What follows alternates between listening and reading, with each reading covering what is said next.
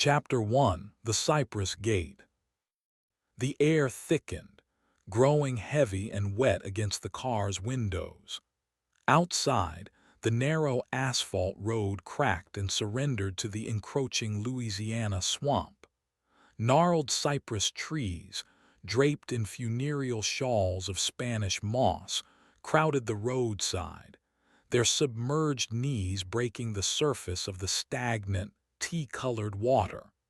The world beyond the glass became a monotonous blur of suffocating green and brown.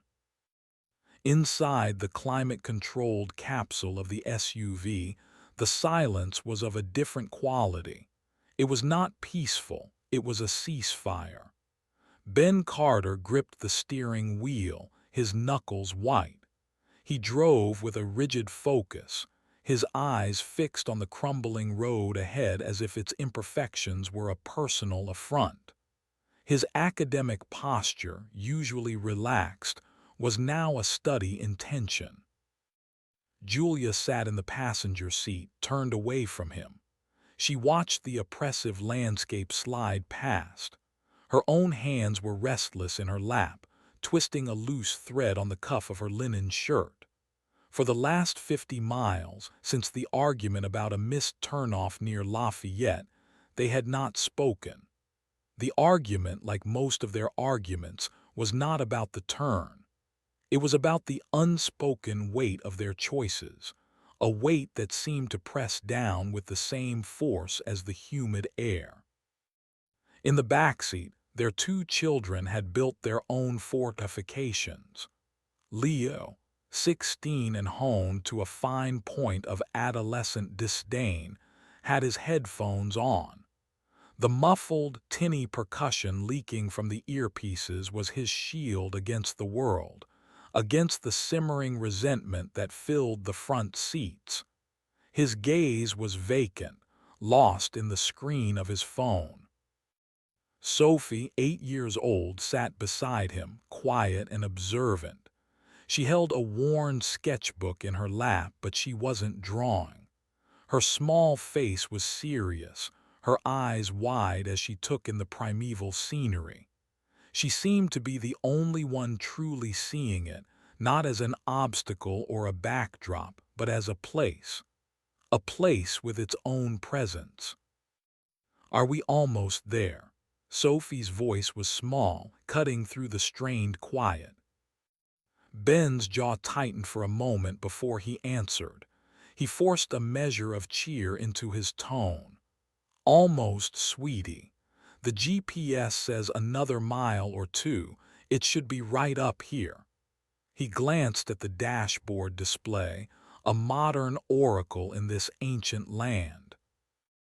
Julia finally turned her head, her expression unreadable. "A mile or two into this. Ben, look at it. There's nothing out here." "It's a historical property, Julia, not a suburban tract home," he countered, his voice clipped. "Its isolation is part of its significance.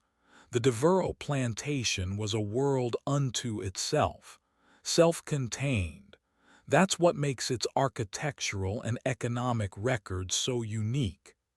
He spoke like he was delivering a lecture, a habit she once found endearing and now found intolerable. "A world unto itself," she repeated softly, her words barely audible. She looked back out the window. "I can believe it." The asphalt finally gave up its fight completely, crumbling into a gravel track that rattled the vehicle's frame.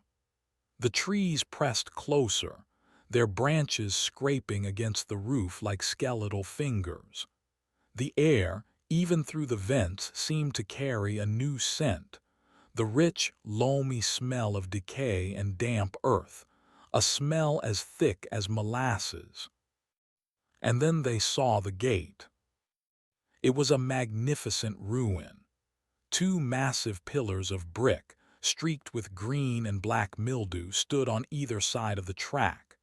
An immense wrought-iron gate, its bars twisted into ornate, cruel-looking fleur-de-lis, hung half-open between them. Rust had eaten away at its hinges and flaked from its surface, littering the ground with orange scales. The name Devereux was still visible, wrought in a sweeping, arrogant script across the top, though it sagged in the middle as if tired of holding its own weight. Ben slowed the SUV to a crawl, navigating it through the narrow opening. The tires crunched on the gravel, the sound loud in the profound stillness.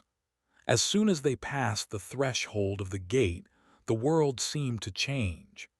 The incessant hum of insects from the surrounding swamp diminished, replaced by a silence so deep it felt like a pressure in their ears.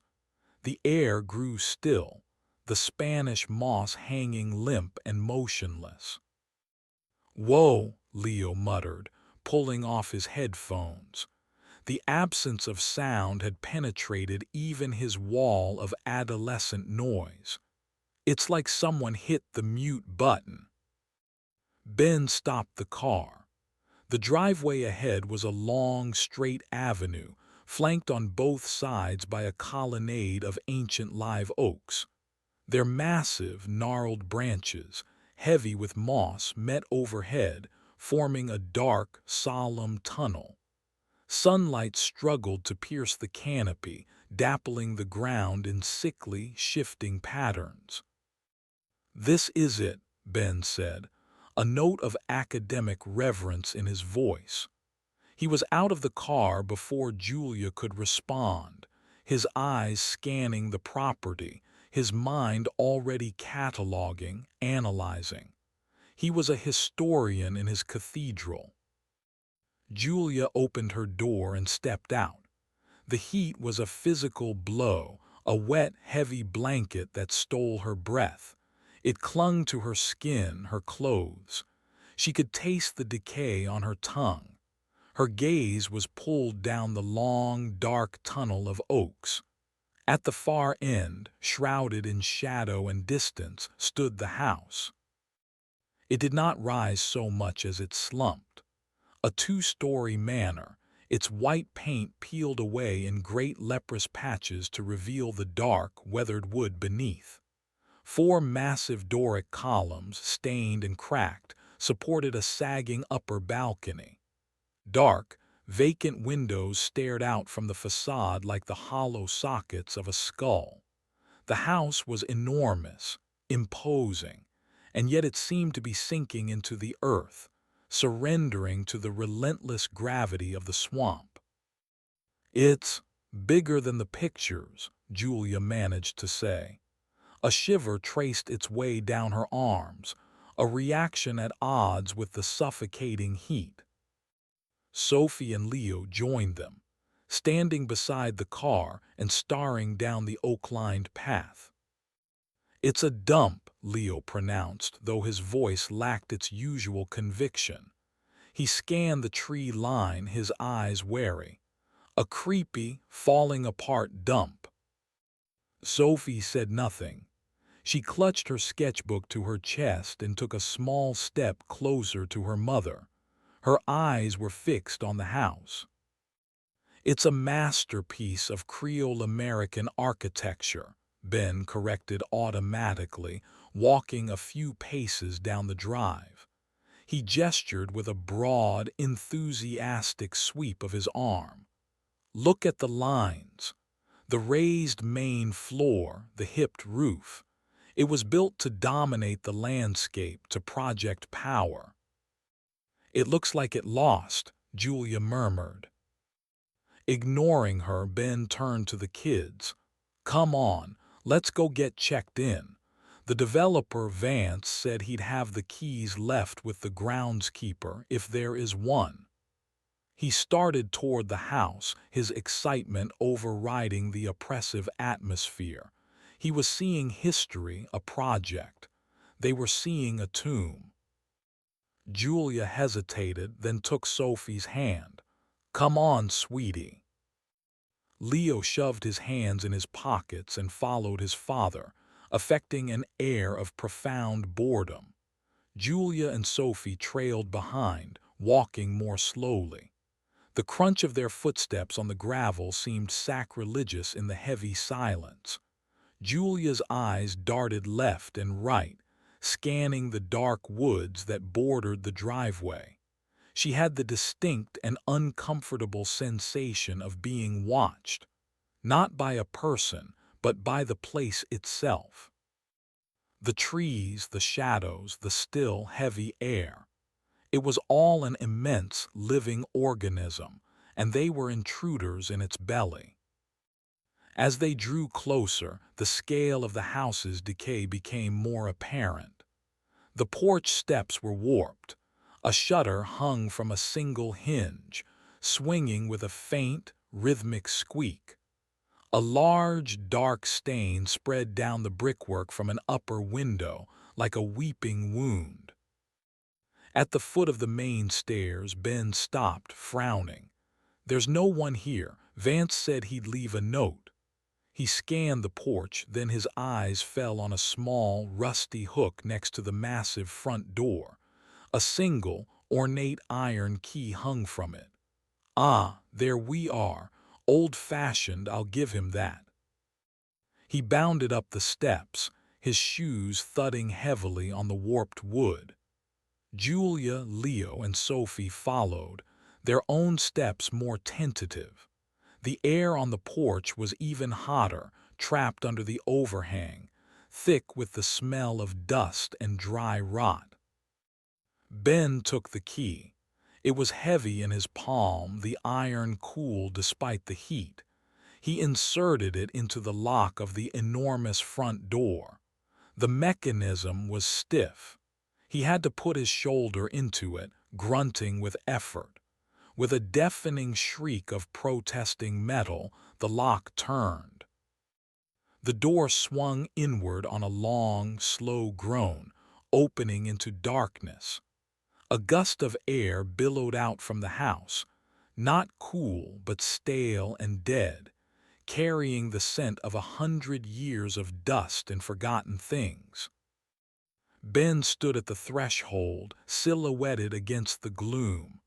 "Well," he said, his voice echoing in the space beyond, "welcome home, for the next month at least." Leo scoffed. "No way I'm staying here a month. The Wi-Fi signal probably died of sadness 100 years ago." Ben ignored him and stepped inside.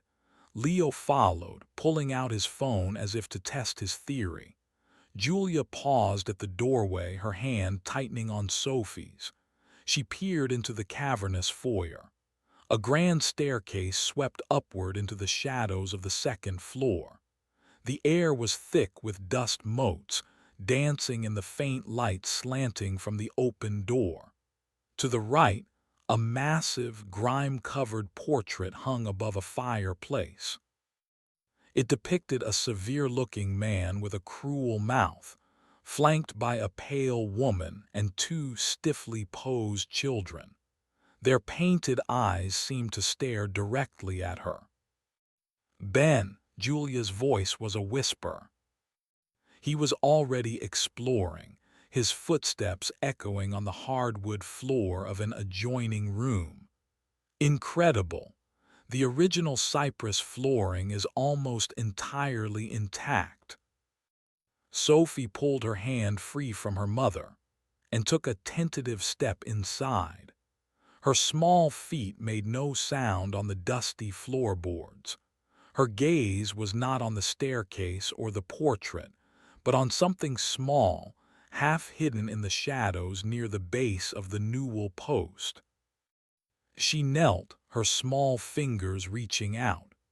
Julia opened her mouth to stop her, to tell her not to touch anything, but the words caught in her throat. Sophie picked up the object. It was a small, crudely made doll. Its body was a bundle of dried corn husks tied with twine. Its arms and legs were simple sticks. It had no face, just a smooth, blank head of tightly wrapped fibers. It was a simple, rustic toy, the kind a child might have made centuries ago. Sophie turned it over in her hands. As she did, a single dry black-eyed pea, wedged deep within the husk fibers of its chest, fell out and rolled silently across the floor, coming to a stop by the toe of Julia's shoe. A sound echoed from deep within the swamp, from far beyond the house. It was faint but clear in the profound silence. A clang. A pause. A clang.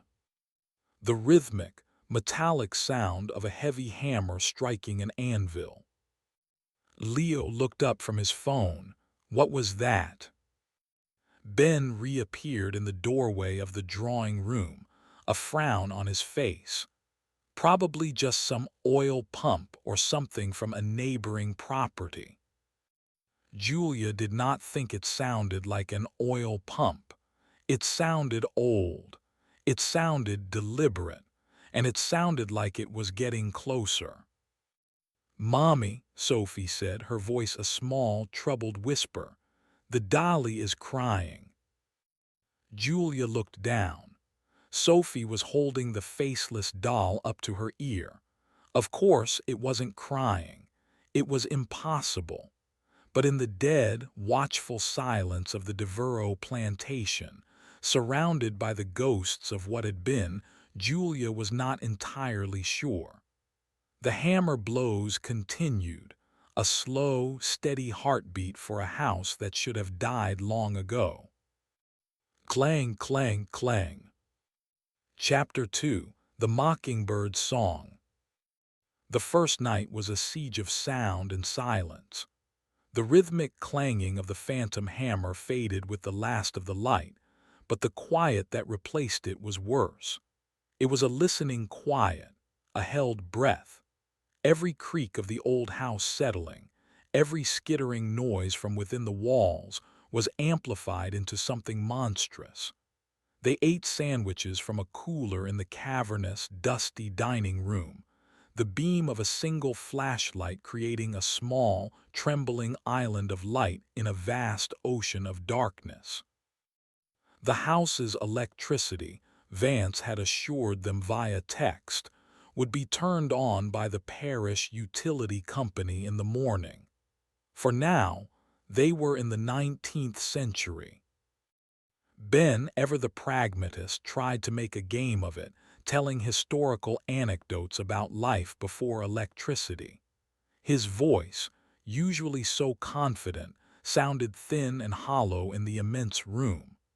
Leo grumbled about the lack of cell service, which had vanished the moment they stepped inside the house. Julia said little, picking at her food, her ears straining to decipher the house's language. Sophie was the most unsettling of all. She sat with the corn-husk doll placed on the table next to her plate, as if it were another member of the family. Sleep, when it came, was fitful and shallow. They laid out sleeping bags on the dusty floors of 2 upstairs bedrooms, the original horsehair mattresses on the 4-poster beds being lumpy, stained, and altogether uninviting. Julia lay awake for hours listening. She heard the wind, a low moan in the chimneys. She heard the whisper of dry leaves skittering across the porch roof. And she heard something else, something she could not name. A soft, rhythmic sound from the hallway. A soft, wet shuffling like bare feet on dusty floorboards. When she finally worked up the courage to shine her phone's flashlight out the door, the hallway was empty, silent, and thick with undisturbed dust. Morning arrived not with a sunrise, but with a slow, gray dilution of the oppressive darkness. The light that filtered through the grimy windows was hazy and weak, as if exhausted by its journey. With the light, however, came a small measure of normalcy. The power flickered on around 9 o'clock with a hum and a groan from the depths of the house. Ben, energized and cheerful, declared his intention to begin his survey of the main house's structural details. "Julia, could you and the kids start on the outbuildings? The detached kitchen, the smithy, the cabins," he said, consulting a sheaf of historical site maps he'd brought. "I just need a basic inventory. What's standing, what's collapsed. Take pictures. We need to document everything before we start any restorative work." "Restorative work?" Julia looked at him, incredulous. "Ben, we haven't even been here a full day. This place—" She trailed off, not knowing how to phrase the feeling. "It isn't right." "It's old," he corrected gently, his tone laced with the patient condescension he used when she questioned his field. "It's a site of immense historical trauma. Of course it has a heavy atmosphere. But these are just feelings, honey. I'm dealing with facts, with wood and brick and rot. Help me document the facts." Defeated, she agreed. An hour later, she and the children stepped out into the humid morning. The air was already thick and soupy. The grounds behind the main house were a chaotic jumble of nature reclaiming its own. Weeds grew waist-high. Gnarled vines choked the walls of the smaller buildings, their tendrils prying apart mortar and splitting wood. They started with the old kitchen, a small brick building a short distance from the manor. The inside was a wreck of rusted iron pots, collapsed shelves, and the skeletal remains of a great hearth. Leo, tasked with photography, took pictures with a sullen air, his phone held out in front of him like a talisman against the decay. Sophie, however, was drawn to the slave cabins. There were 4 of them, small, windowless structures of rough-hewn cypress, standing in a crooked line at the edge of a field of overgrown sugar cane. 2 had partially collapsed, their roofs caved in. 2 were still standing, their doors hanging open like slack jaws. "Mom, can I go look?" Sophie asked, pointing toward the nearest intact cabin. She still carried the cornhusk doll tucked under her arm. "Stay close," Julia warned, her own eyes scanning the cane field. It stretched out behind the cabins, a dense, rustling sea of green and brown stalks, taller than a man. The field seemed to absorb the light, its depths dark and secret. A faint, dry rustling sound came from within, though there was no breeze. Julia followed Sophie toward the first cabin. The doorway was a black, uninviting rectangle. The air inside was heavy and smelled of dirt and something else, something acrid and ancient like sweat and sorrow. It was a single, small room. The floor was packed earth. The walls were bare wood covered in scratches and faint, indecipherable marks. There was nothing else. No furniture, no objects. Just the empty, suffocating space. Sophie stood in the center of the room, turning in a slow circle. She was completely silent. "There's nothing here, sweetie," Julia said, her voice sounding loud and intrusive. "Let's go." "She's sad," Sophie said, her voice a small whisper. She wasn't looking at Julia. She was looking at a dark corner of the cabin. "Her name is Celestine. She's looking for her baby." A cold spike of dread drove through Julia's chest. She grabbed Sophie's arm, her grip tighter than she intended. "There's no one here, Sophie. It's an empty room. You're letting the house spook you." "No, she's right there," Sophie pointed. "She's hiding. She's scared of the man in the house." Julia stared at the empty corner, her heart hammering against her ribs. She saw nothing but shadows and cobwebs. But for a fleeting second, she thought she saw the shadows shift, coalesce, take on a vague human form, a woman bent in grief.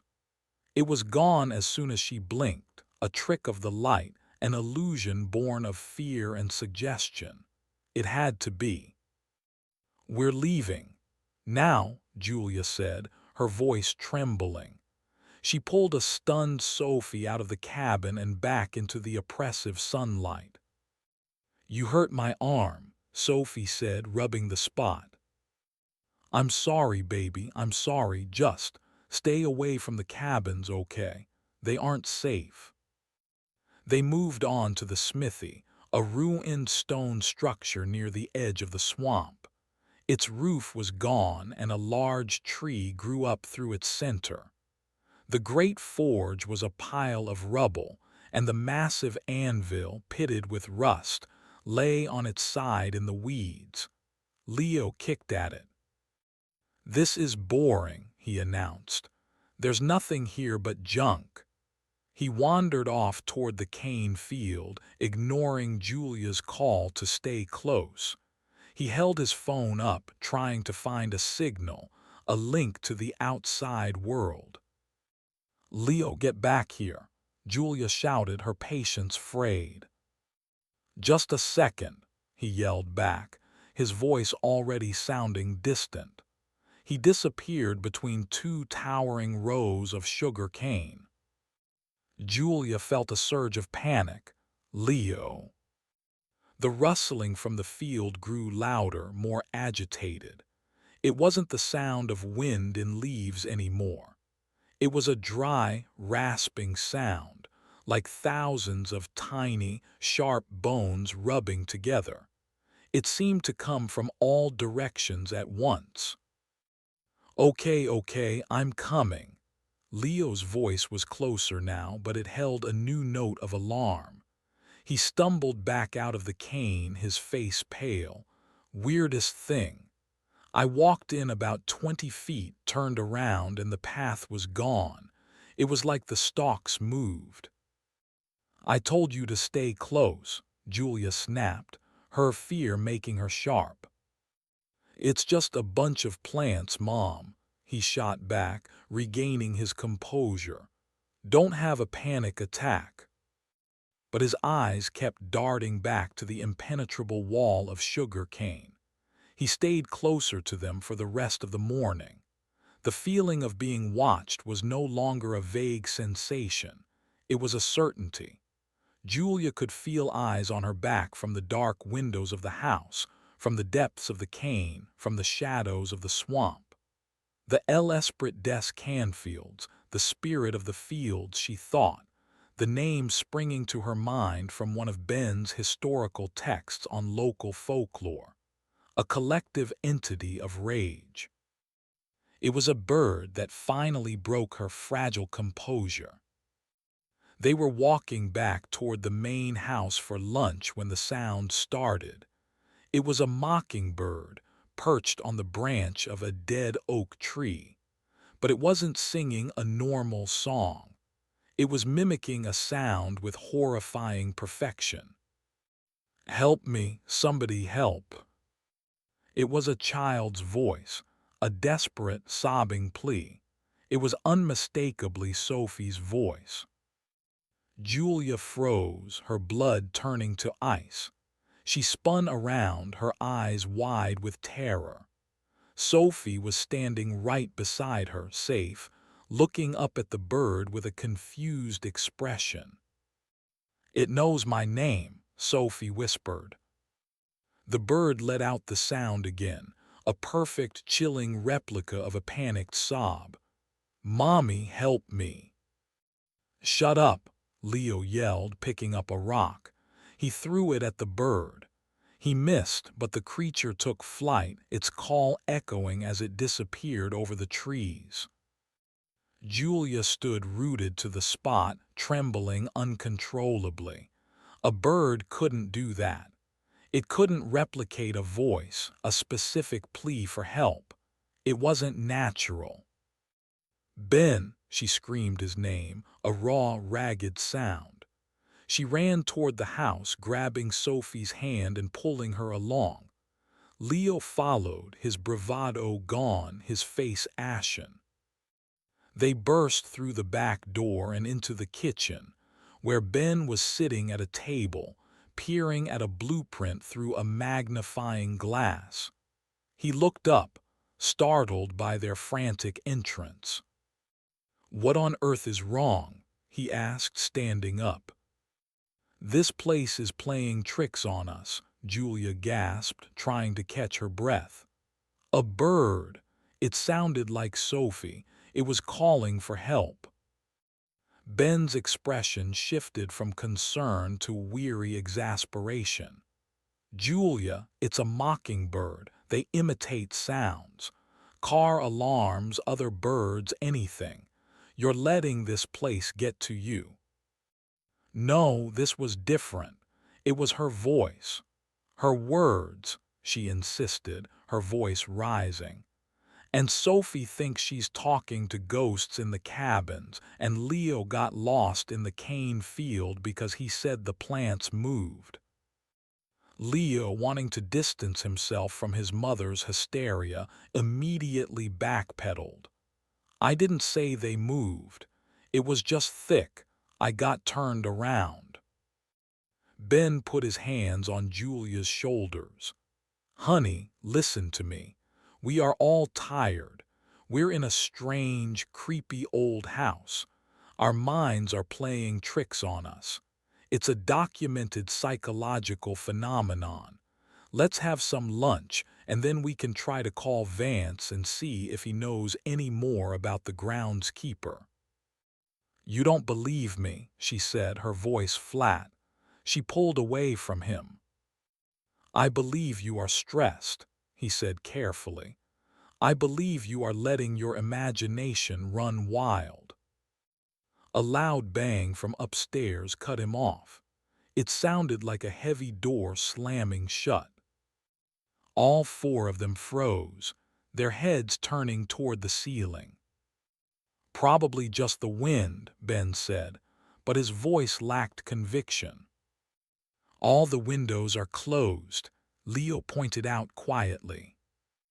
Slowly, cautiously, Ben led the way up the grand staircase.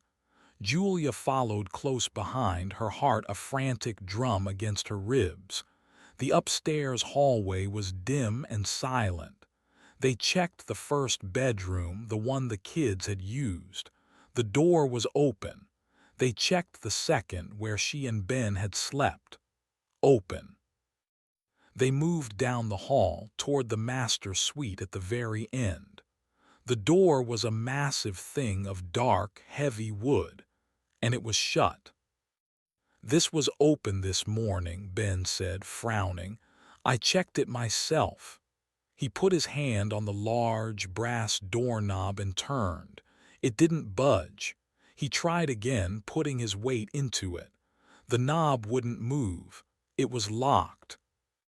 "There's no keyhole," Julia said, her voice a strained whisper. She was right. The door had no visible lock, only the knob and the plate it was set in. "It must be barred from the other side," Ben muttered, his face a mask of disbelief. "But that's impossible." He placed his ear against the wood. He was silent for a long moment. "What is it?" Julia asked. Ben pulled his head back, his face pale. "I hear something." "What?" He looked at her, his eyes wide with a dawning horror. His academic certainty shattered. "Music," he whispered, "a music box." And from behind the impassable door, faint but unmistakable, came the tinkling, delicate notes of a sad, sweet melody, playing over and over in a room that had been empty for 100 years. Chapter 3: A Soul for a Soul. The music box played for an hour. It was a maddening, tinkling loop of a melody that was both beautiful and deeply sorrowful. It seeped through the thick wood of the door, filling the hallway with its ghostly tune. Ben, his skepticism finally fractured, tried everything. He pushed, he shoved, he slammed his shoulder against the door until his arm ached and the old wood groaned in protest. The door did not yield. It was as if it had become part of the house's very frame. Leo, in a surge of teenage frustration, kicked the base of the door, leaving a scuff mark. The music inside did not falter. Julia just stood there, her arms wrapped around herself, listening. She felt a profound, inexplicable sadness wash over her, a melancholy so deep it felt like it was being poured directly into her soul. She wanted to sit down on the floor and weep, for reasons she couldn't name. Sophie was the only one who seemed unaffected. She sat on the top step of the main staircase, the cornhusk doll in her lap, watching them with her wide, serious eyes. Then, as abruptly as it began, the music stopped. The silence that rushed into the void was heavy and expectant. Ben, his face flushed and beaded with sweat, put his hand on the doorknob one last time. It turned with a smooth, effortless click. He pulled, and the heavy door swung open silently, revealing the room beyond. The master bedroom was immense, dominated by a colossal four-poster bed draped in rotting lace. A thick layer of dust covered everything, a fine gray powder that had lain undisturbed for generations. The air was stale and dead.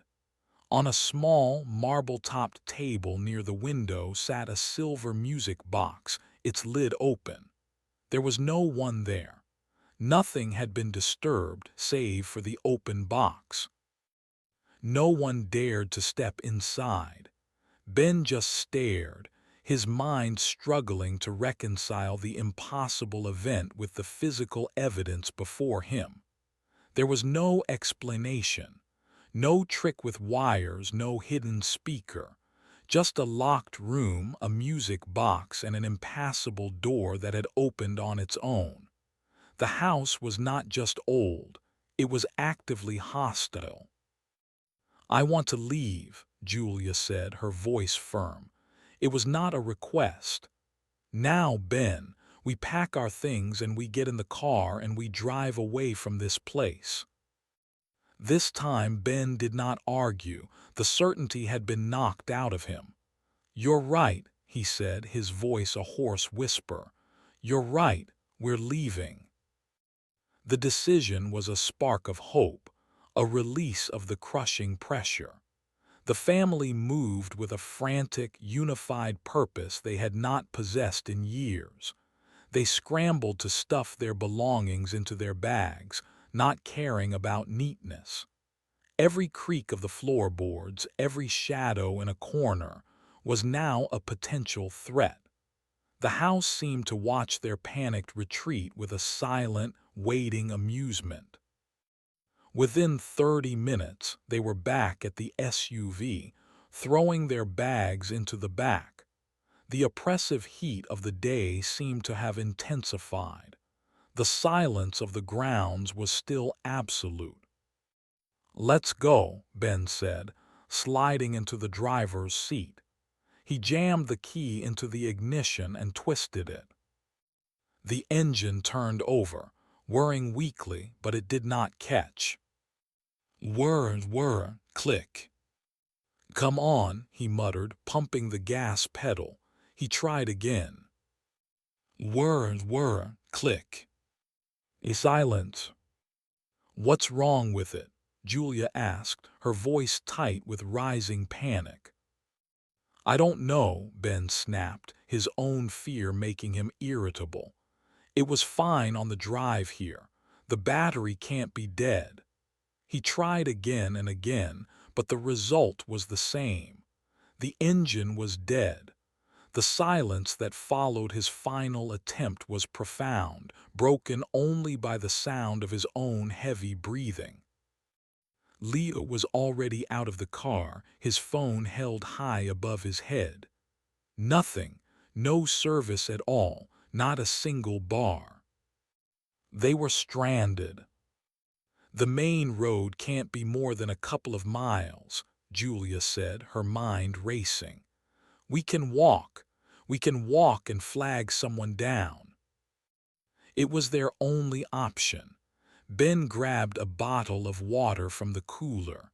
"Okay, let's stick together. We walk back down the driveway and follow the road we came in on. No detours." They set off, a small, grim procession down the long avenue of oaks.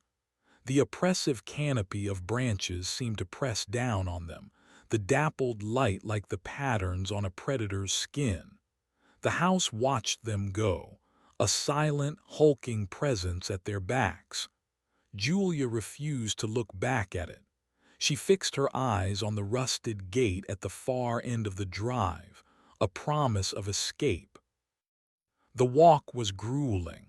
The heat was relentless, and the gravel of the driveway seemed to pull at their feet. Sophie began to lag, her small legs struggling to keep pace. Leo, for once, was silent and watchful, his earlier sarcasm replaced by a visible unease. They reached the gate and stepped through, back onto the crumbling asphalt track. The air immediately changed. The hum of insects returned, a loud, buzzing symphony from the depths of the swamp. It should have been a reassuring sound, a sign of the normal world. Instead, it sounded alien, menacing.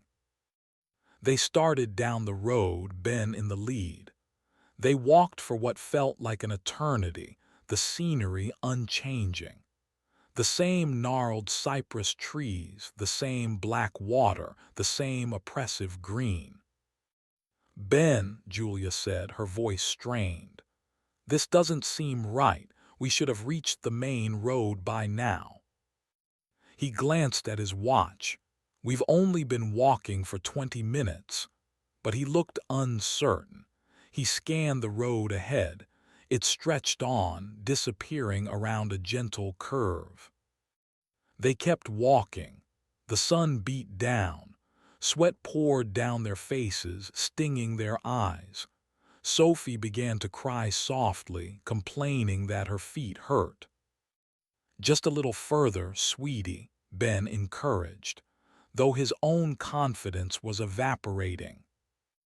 They rounded the curve in the road, and they froze. Ahead of them, perhaps 100 yards away, were two massive, mildew-stained brick pillars and a sagging, wrought-iron gate. It was the entrance to the Devereux plantation. "No," Leo whispered, his voice cracking. "No way." It was impossible. They had been walking in a straight line away from the plantation. The road did not fork. There were no other paths, yet here they were, right back where they started. "We must have gotten turned around," Ben said, but the words were hollow. He knew they hadn't. He pointed in the direction from which they had just come. "Okay, we just made a mistake. We go back this way." They turned around and walked again, this time with a frantic, desperate energy. They walked faster, their fear lending them strength. They ignored the heat, ignored their aching legs. They walked for another 15 minutes, rounded another gentle curve, and found themselves staring once again at the Devereux gate. A sob escaped Julia's lips. It was a loop, a trap. The road was a circle, an impossible piece of geography designed to lead them back to the house, again and again. Leo let out a string of curses, his fear finally boiling over into rage. He kicked at the gate post. "This can't be happening." Sophie was openly weeping now, clinging to Julia's leg. Ben stood in the middle of the road, his face a mask of horrified disbelief. His logical, ordered world had completely disintegrated. The laws of physics, of space and time, did not apply here. The plantation owned them. It was then that they saw the man. He was standing at the crossroads where the driveway met the circular track. He had not been there a moment before. He was an old man, thin and wiry, dressed in a tattered but surprisingly clean linen suit. He wore a dusty straw hat and leaned heavily on a gnarled wooden cane. His face was a web of deep wrinkles, and one of his eyes was a clouded, milky white. The other was a sharp, piercing black, and it held an intelligence that was ancient and unnerving. He watched them approach, his expression calm and patient. He looked like he had been waiting for them forever. "You folks seem to be having some trouble," the old man said. His voice was raspy, like dry leaves skittering across pavement. It was a voice that held the dust of ages. Ben stepped forward, his protective instincts taking over. "Who are you? Are you the groundskeeper?" The old man offered a small, slow smile. It did not reach his eyes. "I keep the grounds, yes, and the gates. I am the keeper of the gates. My name is Legba." "Legba," Ben repeated. The name was familiar from his research. Papa Legba, the Lawa of the crossroads, the gatekeeper between the world of spirits and the world of men. He felt a wave of nausea. "We need to leave," Julia said, her voice pleading. "Our car won't start and the road keeps leading us back here." "It does that," Legba said, nodding slowly. "The land holds what it is owed. It doesn't like to let go." He tapped his cane on the gravel. The sound was sharp, definitive. "This place is a cage, has been for a long time." "Can you help us?" Ben asked, his voice desperate. "Is there another way out?" Legba's one good eye moved from Ben to Julia, to a frightened Leo, and finally to a tearful Sophie. He seemed to be weighing them, measuring them. "Oh, there is always a way," he said, his voice soft and conspiratorial. "Legba always stands at the gate. I can open it for you. I can make your car start. I can make the road run straight. I can let you go." A surge of desperate hope filled Ben's chest. "What do we have to do?" Legba's smile widened slightly, showing gums as dark as mahogany. He leaned forward on his cane. His gaze was intense, hypnotic. "The compact is old, but it is simple. The priestess Celestine made the deal long ago to trap the soul of the master, Devuro. She bound him to this land, but in doing so, she consecrated it to the debt. A soul for a soul. The land must always have a keeper, a prisoner, an anchor." He straightened up, his piercing eye seeming to look straight through Ben. "The price for passage is a life, not a death," he clarified, as if sensing their immediate horror. "I am not a killer, I am a warden. One of you must choose to stay, willingly, to take Celestine's place as the anchor, to bear the weight of this cursed ground. If one soul agrees to remain, I will open the gate for the others. They will be free to go, and they will never be able to find this place again." The proposition hung in the thick, humid air, a thing of monstrous, impossible weight. It was not a demand for a sacrifice of blood, but a sacrifice of a life, an entire existence. To be condemned to this lonely, haunted patch of earth for eternity. Ben stared at him, speechless.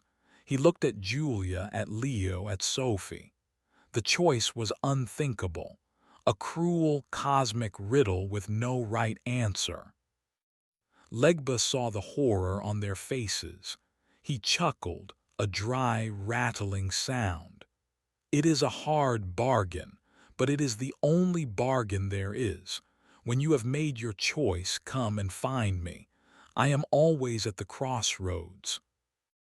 And with that, he turned and began to walk away, not down the road, but directly into the dense, trackless swamp.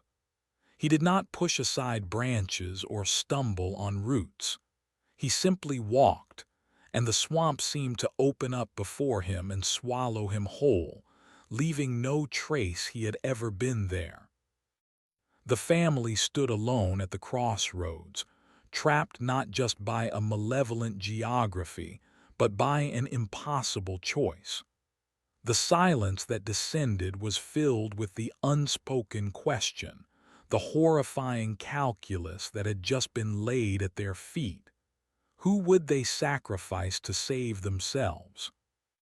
Chapter 4: The Congregation of Shadows. The walk back to the house was a funeral march. No one spoke. The vibrant, menacing hum of the swamp had faded behind them as they passed through the cypress gate, replaced once more by the profound, listening silence of the plantation grounds. The SUV sat where they had left it, a useless metal shell, an artifact from a world they could no longer reach. At the end of the oak-lined avenue, the manor loomed, its dark windows like vacant eyes. It was no longer a potential project or a creepy historical site. It was their prison, their cage. The weight of Legba's proposal pressed down on each of them, a personal, suffocating burden. Ben walked with his head down, his face a mask of grim concentration. His mind, a machine built for logic and reason, was grinding its gears, trying to process an impossible, irrational variable. A deal with a spirit, a soul for a soul. He was trying to find a flaw in the supernatural contract, a loophole in a ghost story. Julia's hands were clenched into fists at her sides. She kept glancing at her children, a fierce, protective terror in her eyes. Her fear was simpler, more primal. She accepted the reality of their situation far more readily than Ben, and it horrified her. The choice was not an intellectual puzzle. It was a blade hanging over the heads of her family. She found herself looking at Ben, at his tense, averted face, and a cold sliver of suspicion entered her heart. He was a man who solved problems. What solution would he find for this?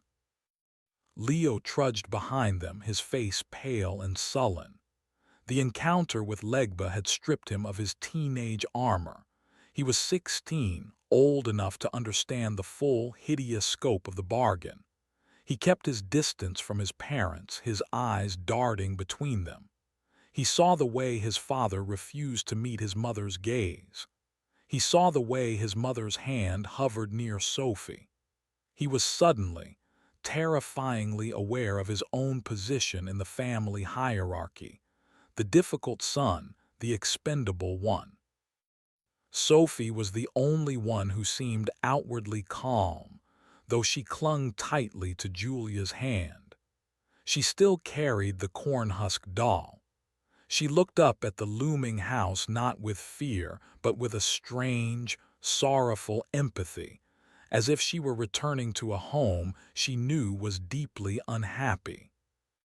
They re-entered the house through the back door, the familiar stench of dust and decay greeting them like a jailer. The oppressive quiet inside was now freighted with their new, terrible knowledge. They were 4 individuals locked in a room with a single, poisoned key. One of them had to use it. "We need a plan," Ben said, his voice loud and artificial in the stillness of the kitchen. He began to pace, the floorboards groaning under his weight. "He's a trickster, A local legend come to life, maybe a collective hallucination brought on by stress and environmental factors. There has to be a rational explanation. A hallucination that flattened our car battery and bent the road into a circle. Julia shot back, her voice sharp with disbelief. Ben, stop it. Stop trying to pretend this isn't real. It's real and it wants one of us. The last words hung in the air, ugly and undeniable. I am not going to accept that, Ben insisted, his packing growing more agitated. There has to be another way. The curse, the compact he mentioned, Celestine, Devereux, it's all rooted in the history of this place. If I can understand the original terms, the exact nature of the ritual she performed, maybe I can find a way to undo it, an antithesis to the original thesis. He was talking more to himself than to them, retreating into the safe, familiar world of academic theory. You want to read books while that thing is waiting for us to choose. Julia's voice rose, trembling with a mixture of fear and fury. I want to find a way out that doesn't involve sacrificing our own child. Ben roared, his control finally snapping. He stopped packing and slammed his hand down on the wooden kitchen table. The sound echoed through the house like a gunshot. Sophie flinched, burying her face in Julia's side. Leo took a half step back, his eyes wide. The outburst shocked them all into a tense silence. The house seemed to drink it in, to savor the discord. Ben stood panting, his face pale, horrified by his own loss of control. He looked at his family, at the fear in their eyes. He was the father, the protector, and he was failing. I'm sorry, he stammered, running a hand through his hair. I'm going to the study, the library. There are records here, Devereux's journals. I saw them yesterday. I need to think. He turned and fled the room, his footsteps receding down the long, dark hallway. Julia sank into a chair, pulling Sophie into her lap. She rocked the child gently, murmuring reassurances she did not believe. Leo stood awkwardly near the door, a sentinel guarding a broken family. The afternoon bled away. The weak, gray light began to fail, and the shadows in the corners of the room deepened, stretching like grasping fingers. No one suggested turning on the lights. The artificial brightness seemed like it would only make the shadows darker. Night fell not as a blanket but as a tide, rising from the swamp to drown the house in blackness. With the darkness came a change in the atmosphere. The silence grew heavier, more active. It was no longer an absence of sound but a presence. A low, almost subsonic hum vibrated through the floorboards, a resonant frequency of pure malice. Julia eventually lit a few candles in the kitchen, their flickering flames doing little to push back the encroaching dark. She made a meager meal of the last of their perishable food. Ben did not emerge from the study. When Julia sent Leo to get him, he returned a few minutes later, shaking his head. The doors closed. He won't answer, Leo reported, his voice low. He wouldn't meet his mother's eyes. I think he barricaded it. The implication was clear. Ben had locked himself away from them, from the choice. The family unit had fractured. They were now 3 against the house, and one man alone with its secrets. After they ate in near silence, Julia led the children upstairs. The grand staircase was a river of shadows, the steps groaning under their weight. She decided they would all sleep in one room, the one nearest the top of the stairs. Safety in numbers. She dragged the dusty mattress from the bed frame and laid it on the floor, creating a makeshift nest of sleeping bags and pillows. She lay down with Sophie curled against her side. Leo lay a few feet away, facing the door, his body tense. For a long time, the only sounds were the creaks and groans of the house and their own ragged breathing. Julia's mind raced, turning Legba's offer over and over. A soul for a soul.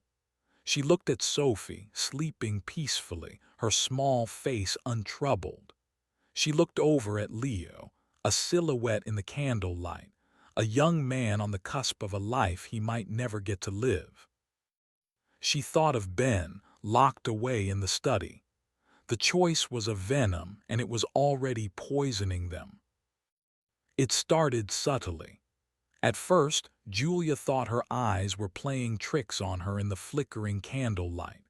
The shadows in the corners of the room seemed to move, not just quiver with the light, but shift, deepen, coalesce.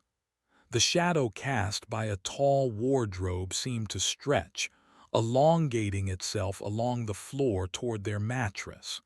The shadow under the bed thickened, spilling out like a pool of ink. She sat up, her heart pounding. The air in the room had grown cold, a damp, cellar-like chill that had nothing to do with the night air. Leo sat up too. "Do you see that?" he whispered, his voice tight with fear. The shadows were no longer behaving like shadows. They were detaching from their objects. They peeled away from the walls, from the furniture, flowing and pooling together in the center of the room. They were three-dimensional now, volumes of pure darkness, silent and utterly black. A congregation of shadows. One of the forms rose up, taking on a vague, humanoid shape, tall and thin, with long, trailing limbs. It had no features, no face, just a shifting, light-devouring blackness. Another joined it, this one shorter, hunched over as if in pain. Soon there were half a dozen of them, a silent assembly of phantom figures occupying the space between them and the door. Julia's breath hitched in her throat. She pulled the sleeping Sophie tighter against her, shielding the child with her own body. The shadows began to move, not with purpose, but in a macabre pantomime. They reenacted scenes of silent, spectral violence. The tall shadow raised a long, dark arm and brought it down with a vicious, cutting motion. The hunched shadow recoiled, its form seeming to collapse upon itself. Another pair of shadows engaged in a desperate, silent struggle, their forms merging and separating, twisting and writhing on the floor. It was a ballet of cruelty, the echoes of 100 years of suffering made manifest. Leo scrambled backward, pressing himself against the far wall, his breath coming in short, sharp gasps. The reenactment stopped. The shadow figures turned, their featureless heads all seeming to fixate on the mattress. One of them, the tall one, began to drift toward them. It moved without a sound, a silent, gliding horror. Its form was indistinct, but as it drew closer, it began to resolve. The end of its arm sharpened, taking on the long, cruel shape of a phantom whip. Julia let out a choked cry. "Get back!" The shadow paused. Its form wavered, and for a terrifying, impossible moment, it solidified just enough for her to see the face of Auguste Devereux, the man from the portrait, his features twisted in a mask of spectral rage. It was an afterimage of pure evil, burned into the very fabric of the house. Then from Sophie's sleeping form came a soft murmur. "Laissez-la tranquille," she whispered in her sleep. "Leave her alone." Her voice was her own, but the cadence, the accent was foreign, old. The shadow of Devereux recoiled as if struck.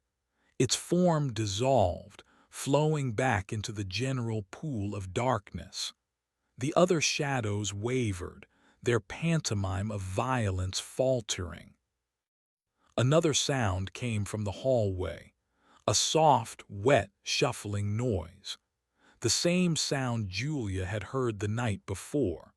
This time it was accompanied by a low, guttural moaning, a sound of profound and endless grief. A new shadow appeared in the doorway, framed by the candlelight from the hall. This one was different. It was smaller, bent, and it seemed to leak a deeper, more sorrowful darkness. It was the shape of a woman, shuffling forward, her head bowed. As she entered the room, the other shadows shrank back, ceding the space to her. This was not an echo of violence. This was an echo of pain. The figure shuffled slowly toward the mattress. Julia could feel a wave of cold and despair washing off it, so intense it made her teeth ache. This was the presence Sophie had felt in the cabin. Celestine, Julia whispered, the name tasting like ash. The figure stopped a few feet away. It slowly raised its head. There was no face, just a swirling void of shadow. But Julia could feel a gaze fixed upon her, a gaze of immeasurable sadness.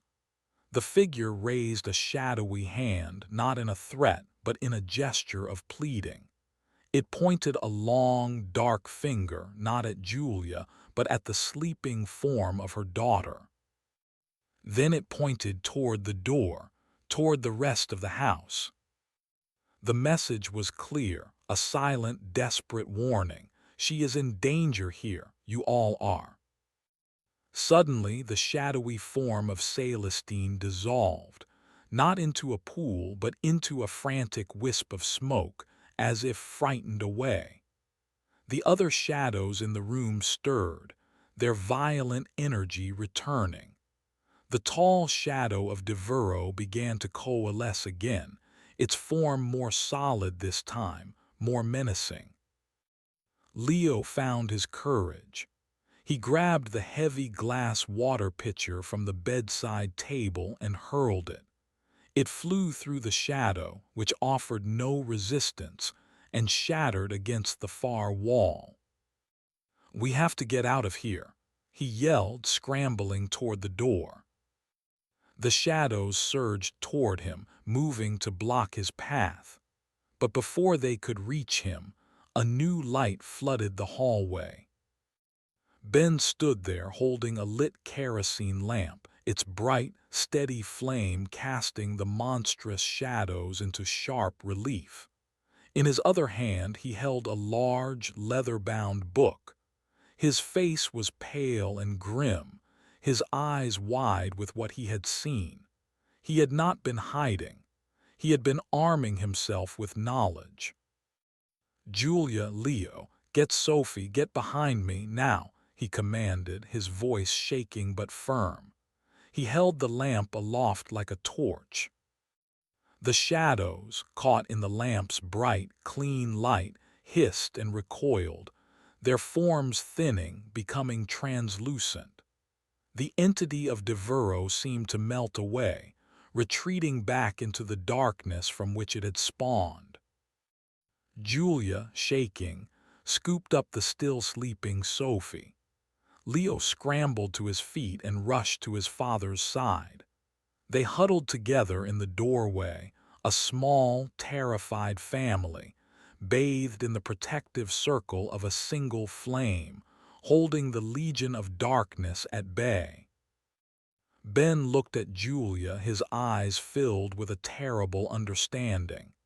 "It's worse than we thought," he said, his voice low and ragged. "The compact. It wasn't just to trap him, it was to feed him. This house, this land, it feeds on misery. It feeds on fear. It's designed to break people, to make them choose, and if we don't choose, it will just take us all." He looked down at the open book in his hand, at the spidery, ink-brown script of a long-dead priestess. He had found his answers, and they were infinitely more terrifying than the questions. The house did not just want a sacrifice. It needed one, and its patience was running out. Chapter 5. The Devereux Journals. The kerosene lamp became their talisman, their shield. Its steady, golden light was the only thing that seemed to hold the deepest shadows at bay. They retreated downstairs, a tight, huddled group, leaving the upstairs to the whispering darkness and the lingering chill of the spectral congregation. Ben led them not to the kitchen, but back to the study where he had locked himself away. The room was an island of controlled chaos. Books and papers were strewn across the massive mahogany desk and the floor. Ben had emptied several shelves of the grand library, creating piles of crumbling historical texts, plantation ledgers, and personal correspondence. In the center of the desk, illuminated by another lit lamp, lay the source of his frantic research, the leather-bound journal he had carried into the hall. "Barricade the door," Ben ordered as soon as they were all inside. His voice was strained, but it held a new, hard edge of authority born not of hope, but of grim certainty. Leo and Julia, without question, shoved a heavy, wing-backed chair against the solid oak door. It was a flimsy defense against a supernatural force, but the physical act was a small comfort. "What did you find?" Julia asked, her voice a hush. She set the still-sleeping Sophie down on a dusty chaise lounge in the corner, covering her with a blanket. The child hadn't stirred through the entire terrifying ordeal, a fact that was both a blessing and deeply unnerving. It was as if she were protected by her own separate peace, or locked in a dream from which she could not wake. Ben sank into the desk chair, his shoulders slumping. He looked exhausted, aged by a decade in a single afternoon. He gestured to the open journal. Its pages were filled with elegant, spidery script. The ink faded from black to a rusty brown. "Devereux Journals," he said, "and Celestine. It's not her journal exactly. It's a book of rituals, of prayers, but she wrote in the margins. Her story is here between the lines of her faith." He took a deep breath, collecting his thoughts. Auguste Devereux was worse than the histories say. The official records paint him as a cruel but efficient businessman. His private words, they show a monster, a true sadist. He didn't just abuse his slaves, he experimented on them. He found pleasure in a kind of psychological torture, breaking their minds as well as their bodies. He believed he was a god on his own land with absolute power over life and death. He pointed a trembling finger at a passage in the journal. "He writes here about the congregation." It was his name for the nightly tortures he would inflict in the upstairs bedrooms. He saw their suffering as a form of worship, their fear as a tribute. The shadows we saw, they are the echoes of that, psychic scars left on the very fabric of this place. Julia shuddered, wrapping her arms around herself. The cold she had felt in the bedroom was not just a drop in temperature. It was the memory of absolute terror. "Celestine was the mambo, the priestess for the slave community here," Ben continued, his voice low and intense. "She was powerful. She tried to protect her people with charms, with small rituals, but Devereux was relentless. He saw her as a rival power. He targeted her, made an example of her family. He killed her husband, her son. But he didn't kill her. He kept her alive to watch, to despair. He flipped a few pages in the book, revealing a different, more frantic handwriting in the margins of a printed page of Creole prayers. This is where it gets worse. Devereux, in his arrogance, began to dabble in things he didn't understand, European occultism. He found a book, a dark grimoire, and believed he could use it to bind the spirits of those he killed to the land to create an eternal workforce of ghosts. He thought he could command the dead. Ben let out a short, bitter laugh. He was an amateur playing with fire. He didn't bind them, he just tore a hole.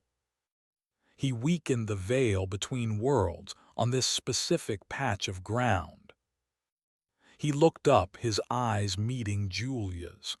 That's what Celestine had to fight. Not just the man, but what the man had unleashed. The land was becoming a wound, a place where the dead could not rest and where other things, things that were never human, could peer through. Legba, Julia breathed. Legba, Ben confirmed with a nod.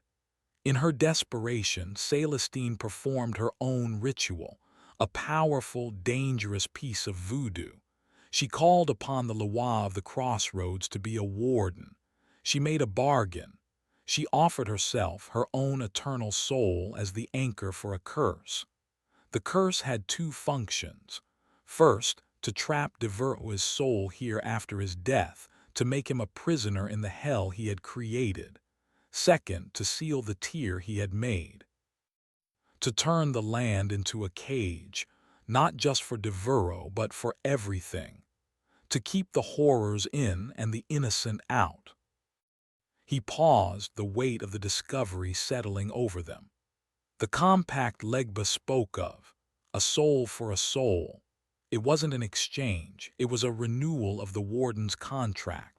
Celestine was the first warden, but her power is fatting the land, the evil that Devereux nurtured in it. It's consuming her. The house needs a new anchor, a new jailer. If it doesn't get one, the cage will break. The tear will rip open completely. What is trapped in this house will not just haunt it, it will spill out. The silence that followed was terrifying. They were not just fighting for their own lives. They were standing on the precipice of something apocalyptic, a localized plague of spirits poised to break its quarantine. So we have to choose, Leo said, his voice barely a whisper. He finally understood. This was not a punishment. It was a duty, a terrible, impossible duty. Yes, Ben said, his voice flat with defeat. Legba wasn't lying. That is the only way. One of us has to take Celestine's place, willingly, to feed the curse, to hold the lock, to keep Devereux and whatever else is here from breaking free. Julia stared at her husband, a new, horrifying understanding dawning on her. His frantic research, his obsession with finding a different way. It wasn't just about saving them. "You're going to do it, aren't you?" she said, her voice trembling. "You're going to be the one to stay." Ben couldn't meet her eyes. He stared down at the journal. "This is my fault. I brought us here. My academic pride, my obsession. I walked us into this trap. It's my responsibility to get you out." "No," Julia said, stepping forward. "No, Ben, we don't sacrifice anyone. There has to be another way. We can fight him. We can fight Devereux." "Fight him with what?" Ben retorted, his voice raw. "He's a ghost, Julia, a memory with teeth. Celestine was a powerful priestess, and the only way she could stop him was to sacrifice her own eternity. What chance do we have? We are just people." "She's been warning us," Julia insisted, her mind racing. "Celestine, in the cabin with the shadows, she's trying to help us." She's trying to get us to take her place so she can finally rest, Ben countered. She's as much a prisoner as he is. Their argument was cut short by a sound from the corner of the room, a soft, rustling sound. They all turned. Sophie was sitting up on the chaise lounge. Her eyes were open, but they were not her eyes. They were unfocused, looking at something far away. She held the corn-husk doll in her lap, her small fingers stroking its faceless head. "The boy knows the way," Sophie said. Her voice was her own, but it was flat, distant, a perfect monotone. "He is not of the master, he is not of the servant, he is between. He can walk the path." "Sophie," Julia whispered, moving toward her. "Baby, what are you talking about?" Sophie's head turned slowly, her unfocused gaze landing on Leo. "The boy carries the blood of the outsider. Unchained, he can carry a message. He can find the mother of the swamp, the one who sleeps in the dark water. She holds the first charm, the binding charm." Leo stared at his sister, his face a mixture of fear and confusion. "What is she saying? I don't understand." Ben was frantically flipping through the pages of Celestine's book. His eyes widened. He found a heavily annotated passage. "My God, it's here. It was a failsafe. Celestine created 3 charms, 3 anchors to her power, and hid them on the grounds before she performed the final ritual. The binding charm, the silencing charm, and the severing charm. If they could be brought together, they could amplify her power, not to break the curse, but to reinforce it from the outside, to reconsecrate the prison without needing a new warden."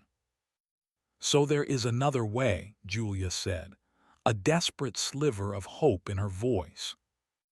"It was a ritual for her people, for her descendants to perform if the cage ever weakened," Ben read, his voice low. "But it was never used. Devereux killed them all before they had the chance. The knowledge was lost." He looked up from the book, his eyes locking with Sophie's distant gaze. "Until now." Sophie, or whatever was speaking through her, continued in that same flat voice.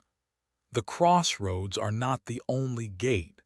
The cane field is a door. The swamp is a door. The boy is the key. But the master's eyes are everywhere. The spirit of the cane field serves him now. It will not allow passage." A plan began to form, a desperate, impossible strategy born from a ghost speaking through a child. Leo would have to leave the house, to venture out into the haunted grounds to find these charms. Ben would have to use his newfound knowledge to protect the house, to create a sanctuary. And Julia would have to protect her children from the malevolent forces fighting for control of them. "Leo," Ben said, his voice heavy with the weight of what he was about to ask. "The spirit speaking through your sister. It chose you. It says you can walk the path." Leo looked from his entranced sister to his desperate father. He was 16 years old, and he was being asked to walk into a nightmare. He looked at the flimsy barricade at the door, thought of the shrieking shadows upstairs, of the mockingbird that stole voices, of Legba waiting at his crossroads. He was terrified. But for the first time he also felt a spark of something else, a purpose. He was no longer the expendable one. He was the key. He took a deep breath and stood up straighter. "Okay," he said, his voice shaking only slightly. "What do I have to do?" Chapter 6, The First Charm. The house became their fortress, the night their enemy.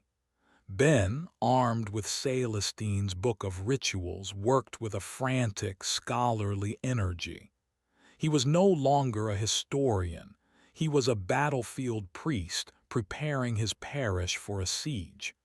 He discovered that salt, a symbol of purification and preservation, was anathema to the corrupted spirits of the land. He found the old salt cellar in the pantry, thankfully still half full of coarse rock salt, and had Julia and Leo trace thick, protective lines across every threshold and windowsill of the ground floor. The study, the kitchen, the main hall, they sealed them all, creating a makeshift sanctuary. As they worked, the house pushed back. The temperature plummeted. A low, guttural moaning seemed to emanate from the very walls. Upstairs, heavy footsteps paced back and forth, and the sound of a whip cracking echoed through the halls, a phantom violence seeking a victim. But the salt lines held. The cold and the sounds remained outside their consecrated space, unable to cross the shimmering white barriers. Sophie remained on the chaise lounge, her eyes open but unseeing, a silent oracle. Celestine's spirit seemed to be using her as a vessel, a conduit of information, but the connection was draining the child. Her skin grew pale, her breathing shallow. She would murmur cryptic instructions in a mixture of English and Creole, guiding Ben's hand as he deciphered the frantic marginalia in the ritual book. Le sel est le corps, le feu est l'esprit, she would whisper. Salt is the body, fire is the spirit. Ben, understanding, placed lit candles in the center of each salt line, the combination of physical and elemental purity creating a stronger ward. The plan was terrifyingly simple. At dawn, when the spirits of the night were at their weakest, Leo would make a run for the swamp. According to the spirit of Celestine, the first charm, the binding charm, was hidden by the mother of the swamp. She described a massive, ancient cypress tree deep within the bayou, one that had been struck by lightning but had not died. "How will I get past the cane fields?" Leo asked, his voice tight. "It didn't let me out last time." Ben pointed to a passage in the book. The L'Esprit des Canfields, the spirit of the cane. It's a collective entity, the unified consciousness of those who died in the fields. Devereux's evil has twisted it, turned it into a jailer. But Celestine says its original nature was protective. It can be placated. The ritual was simple and deeply unnerving.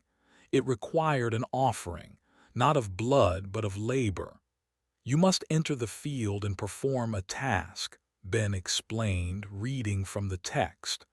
"You harvest one stalk of sugar cane. You must cut it with your own hands, feel the effort, the toil. It is a sign of respect, an acknowledgement of the suffering that birthed the spirit. It may allow you to pass." As the first, weak light of dawn began to stain the sky, they prepared.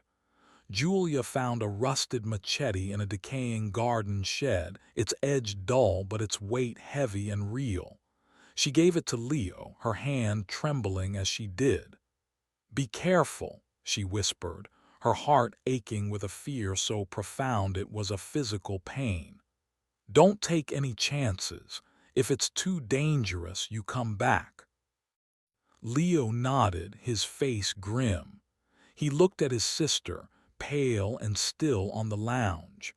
He looked at his mother's terrified face and his father's desperate hope. He slung a backpack containing a bottle of water and a flashlight over his shoulder. "I'll be back," he said, with more confidence than he felt. Ben pulled him aside. "The spirit in Sophie, Celestine. She said you were the key because you are an outsider, unchained, I think it means you are not part of the original conflict. Your soul isn't entangled in their war. It might make you invisible to some of them, or it might make you a target. I don't know, just be smart. He walked Leo to the back door. The salt line shimmered in the growing light. Stepping over it felt like plunging into icy water. The air outside was thick, wet, and charged with a low, menacing energy. The sun had not yet risen high enough to burn off the shadows, and the grounds were a patchwork of gray light and deep, watching darkness. Leo gripped the machete, its rough handle a solid anchor in his shaking hand. He walked toward the cane field, his every sense on high alert. The field was a solid wall of green and brown, silent in the dawn air. He took a deep breath and, following the instructions, stepped between two rows. The world changed instantly. The air grew thick and claustrophobic. The sounds of the world outside, the distant call of a bird, the creak of the house, vanished. All he could hear was the rustling of the leaves and the pounding of his own heart. The stalks were so dense they blotted out the sky, creating a perpetual, green-tinged twilight. The path he had entered by seemed to seal itself behind him. He was inside the belly of the beast. He remembered the ritual. He chose a thick stalk of sugar cane and began to hack at its base with the dull machete. The work was brutally difficult. The outer layer was tough as wood and the blade kept glancing off. Sweat poured down his face. His arms ached. With every swing, he thought of the people who had done this from sunup to sundown under the lash until they dropped. He was not just cutting a plant. He was performing an act of empathy. After several minutes of hacking, the stalk finally gave way with a wet, fibrous crunch.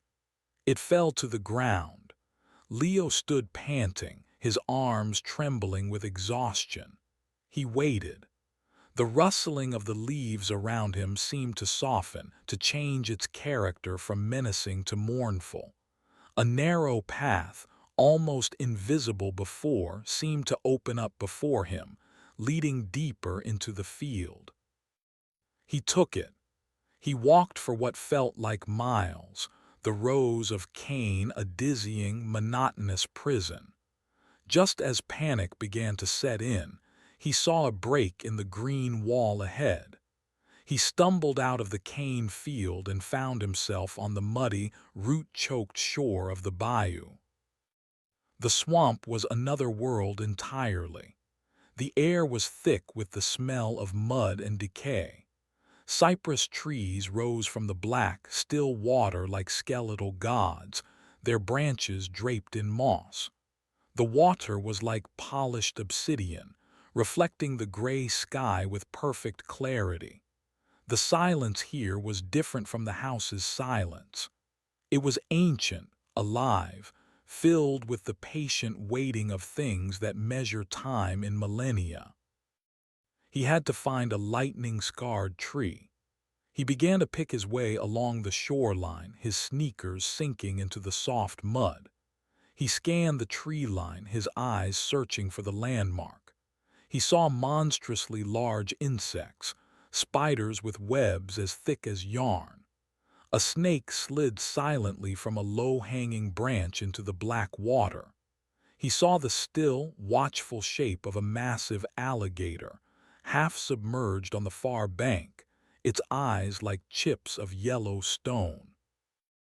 It was the gator fiend from his father's books, a physical warden of this place. It watched him pass without moving. After nearly an hour of careful searching, he found it.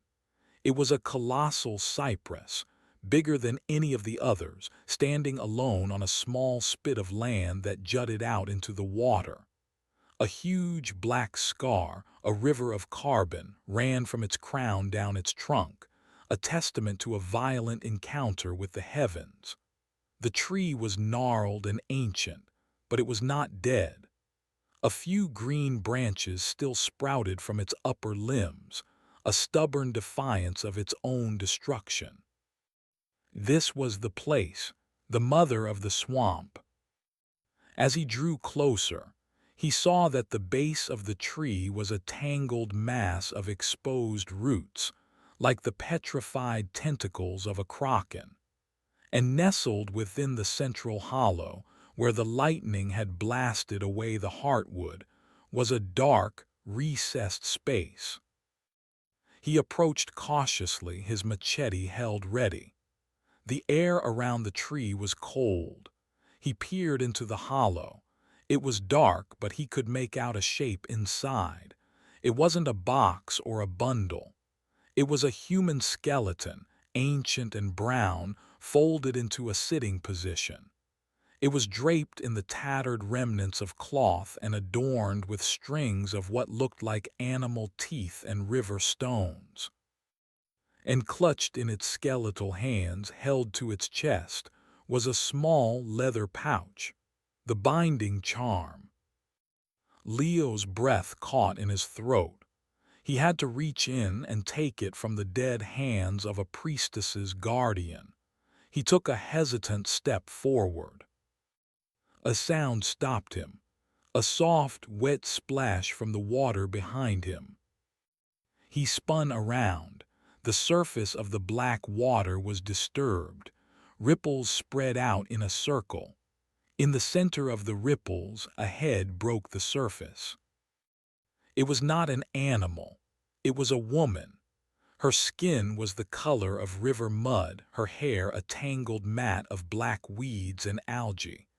Her face was bloated and distorted from long immersion, her eyes milky white and blind. It was the spirit of a drowned woman, the mambo who had bound her soul to the swamp itself. She rose silently from the water, her gaze fixed on him, water streaming from her ruined form. Then another head broke the surface, and another. Soon a dozen figures were rising from the bayou, the drowned souls she had claimed over the centuries. They were her children, her congregation of the deep. They moved toward the shore, their movements slow and silent, their intent unmistakable. They were the guardians of the charm. Leo was trapped. The swamp spirits were in front of him, and the ancient, silent swamp was behind him.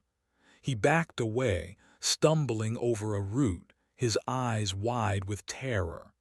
He had found the charm, but he had also found its keepers, and they did not look like they were willing to give it up. Chapter 7. The Price of a Charm. The drowned congregation advanced, their slow, inexorable movement a thing of pure nightmare. They glided through the murky water, their feet never touching the bottom, their dead, white eyes fixed on Leo. The air grew thick with the stench of stagnant water and grave mud. The mother of the swamp, the bloated mambo, drifted at their lead, her expression a mask of ancient, sorrowful hunger. They were not raging spirits like Devereux. They were a force of nature, a reclamation, pulling the living down into their silent, watery kingdom. Leo's mind screamed at him to run, but there was nowhere to go. The impenetrable swamp was at his back, and the spectral horrors were before him. He was paralyzed, his feet sinking into the soft earth as if the land itself were trying to hold him in place. He raised the machete, a useless piece of steel against a tide of ghosts. Then a voice echoed in his mind, clear and calm. It was not his own thought. It was the same distant female voice that had spoken through Sophie. They do not guard the charm, they guard her sleep. Do not show fear, show respect.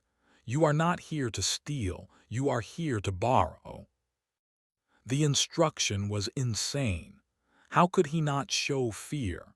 His heart was a frantic drum against his ribs, his breath a ragged gasp. But the alternative was to be dragged down into that black water. He forced himself to stand still, to lower the machete. He focused on his breathing, trying to quell the panic that threatened to overwhelm him. He looked past the drowned spirits, his eyes locking on the mother of the swamp. He remembered the ritual for the cane fields, an act of empathy, of shared toil. This had to be the same. He had to offer something. He thought of the stories his father had read, of the Mambo who was drowned in this very swamp by Devereux. Her crime had been to love this land, to protect its spirit. Leo took a slow, deliberate step forward toward the water's edge. The spirits paused, their heads tilting in unison. He knelt, the mud soaking through the knee of his jeans. He ignored the cold, the filth. He reached down with his free hand and scooped up a handful of the wet, black earth from the shoreline. He held it up, his palm open. "I am not him," Leo said, his voice shaking but clear. "I am not Devereux. I am not here to take, I am not here to defile." He looked at the bloated face of the Mambo. "We are prisoners just like you. We are asking for your help, to honor your sacrifice, to restore your rest." He bowed his head, an act of submission, of respect for the tormented spirit before him. The mother of the swamp did not react, but the water around her grew still.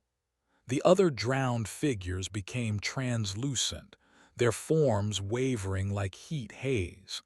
A path opened between them, a clear line of sight from Leo to the ancient, lightning-scarred cypress tree. The test was not over, it was an invitation. Taking a shuddering breath, Leo stood up and walked, not away from the tree, but toward it. He walked past the wavering forms of the drowned, their chilling proximity raising the hairs on his arms. He reached the spit of land and stood before the skeletal guardian in the tree's hollow. He had to take the charm. He reached a trembling hand into the dark hollow. His fingers brushed against the brittle, ancient bone of the skeleton's hand. The cold that shot up his arm was not physical. It was a cold of ages, of death and long solitude. He gently worked the small leather pouch from the skeleton's grasp. The bones did not resist. They felt as fragile as dried leaves. As his fingers closed around the pouch, it felt warm to the touch, a surprising living heat. He pulled his hand back. He had it, the binding charm. He turned. The mother of the swamp and her congregation were gone. They had submerged back into the black water as silently as they had appeared, leaving only faint, fatting ripples on the surface. He had passed their test. He had shown respect instead of fear, and they had granted him passage. Clutching the pouch, Leo scrambled away from the shoreline, his heart still hammering. He plunged back into the cane field, not caring about the ritual this time. He just ran, propelled by adrenaline. The stalks seemed to part for him now, the path clear, as if the spirit of the cane, placated by his earlier offering, was guiding him home. He burst out of the field and into the grounds of the plantation, gasping for air. The main house stood before him, silent and brooding under the midday sun. It looked more menacing than ever. He sprinted across the overgrown lawn, leaping over the salt line at the back door and tumbling into the kitchen. Julia and Ben rushed to him. "Did you get it?" Ben asked, his eyes wide with a desperate hope. Leo, panting, opened his hand and showed them the small, worn leather pouch. It was tied shut with a leather thong. "Leo, you're freezing," Julia said, touching his arm. His skin was ice-cold and clammy despite his exertion. The encounter with the spirits had left its mark. They gathered in the study, the fortress within the fortress. Ben took the pouch with reverent hands. He carefully untied the thong and emptied the contents onto the desk. 3 objects fell out. The first was a length of braided human hair, dark and coarse. The second was a small, crudely carved wooden bird, its wings outstretched. The third was a single, rust-pitted iron nail, bent into a spiral. "The binding charm," Ben breathed, consulting Celestine's book. "The hair binds the spirit, the bird carries the intent, and the nail seals the pact. According to this, it's meant to be used at the place of the curse's origin, the crossroads." A new wave of despair washed over them. The crossroads were Legba's domain. "We can't go there," Julia said immediately. "He'll be waiting." "We might not have a choice," Ben said grimly. As if on cue, a sound came from outside the house. It was a jaunty, cheerful whistling, a stark contrast to the oppressive silence. It was a simple, looping tune, and it was getting closer. Ben rushed to the study window, peering through a gap in the grime. His face went pale. "It's him. It's Legba. He's walking up the driveway." They were trapped. The first charm was useless if they couldn't get to the crossroads to use it. They had won a battle in the swamp, only to be cornered in the house. The whistling stopped directly outside the front of the manor. A sharp, authoritative knock echoed from the front door. Knock, knock, knock. No one moved. No one breathed. "I know you are in there," Legba's raspy voice called out, easily penetrating the thick walls. It was no longer the voice of a folksy old man. It held an edge of impatience, of cosmic authority. "And I know what you hold. A charming little trinket from an old friend of mine." Another knock, louder this time. The whole house seemed to shudder with it. "You think you have found another way," the voice continued, laced with a dry amusement. "A clever little loophole, but Celestine's magic is a whisper against a hurricane. The master of this house is growing stronger. Devereaux is waking up. Your fear, your conflict. It's a feast for him. He will break this cage, with or without my help." From upstairs, a deafening crash echoed, as if a heavy piece of furniture had been thrown against a wall. A man's enraged, spectral roar followed it, a sound of pure, frustrated malice. "You see," Legba called, "time is running out. The walls are cracking. Your little salt lines will not hold forever. You need a warden. You need to make the choice." Ben looked from the charm on the desk to his terrified family. Legba was right. Devereaux was growing stronger. Celestine's protective influence, channeled through Sophie, was waning. The child was stirring on the chaise lounge, her face pale, a line of sweat on her brow. Her body was the battlefield for 2 ancient spirits, and she was losing. "What do we do?" Leo asked, his voice cracking. The courage he'd found in the swamp was draining away in the face of this direct confrontation. "He's trying to force our hand," Ben muttered, his mind racing. "He wants us to choose. He doesn't want us to find the other charms." "The silencing charm," Sophie whispered, her eyes still closed. Her voice was faint, strained. In the house, in his throne of lies where his voice still echoes. Ben's eyes shot to Devereux's journal on the desk. His throne of lies, his office, the study they were currently in. It's here, Ben breathed. The second charm is in this room. A lovely little game of hide-and-seek, Legba's voice mocked from outside. But the house plays too, and it does not play fair. As he spoke, the heavy desk at the center of the room began to vibrate. The books and papers on its surface trembled. A low groan came from the wood itself. With a violent lurch, the desk scraped across the floor, moving on its own, propelled by an unseen force. It crashed into the wall, papers scattering like frightened birds. It had been hiding something. Where the desk had stood, the floorboards were different. A section of the dark cypress flooring was newer, mismatched, forming a rough square. It was a trapdoor. Another thunderous crash from upstairs. The moaning in the walls grew louder, more insistent. Devereux was fighting against his prison, and Legba was at their door, waiting for the walls to fall. They had found the location of the second charm, but now the house itself was turning against them. Chapter 8: The Throne of Lies. The trapdoor was a stark, ugly wound in the floor of the study.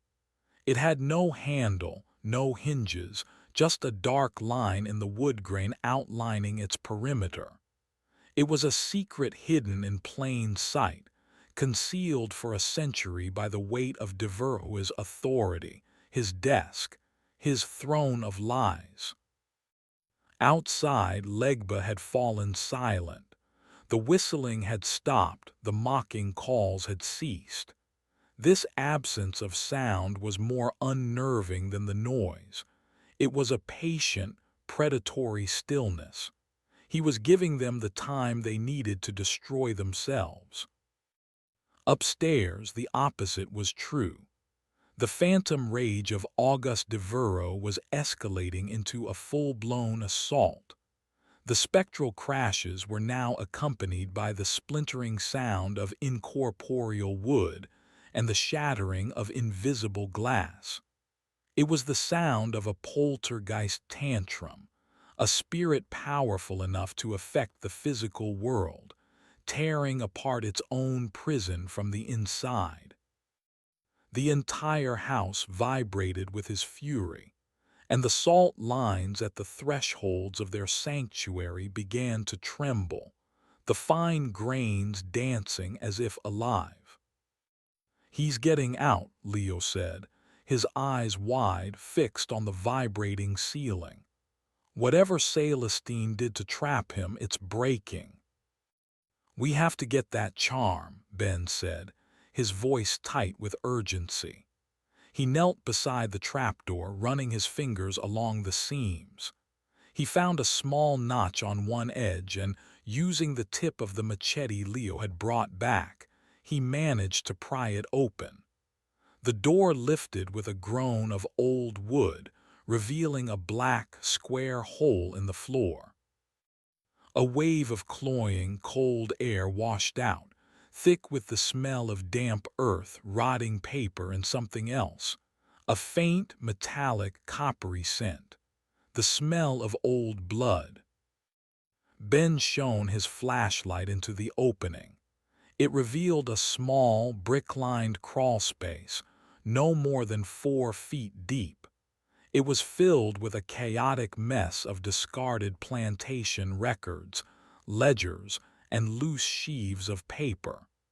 This was Devereux's hidden archive, the place he kept the truths too ugly even for his private journals. "The silencing charm," Sophie murmured from the chaise lounge, her voice growing weaker. "It silences the master's voice. It quiets his power over the land. It's hidden within his greatest lie." Ben scanned the mess of papers in the crawl space. His greatest lie. What was it? He began to sift through the top layer of documents, records of crop yields, sales of human beings, inventories of tools and livestock. The banal bureaucracy of evil. Julia knelt beside him. Ben, what are we looking for? I don't know, a box. Another pouch. He pushed aside a stack of ledgers. Underneath was a collection of daguerreotypes in tarnished silver frames. He picked one up. It showed the severe, cruel face of Auguste Devereux, but he was standing with his arm around a young, terrified-looking slave girl.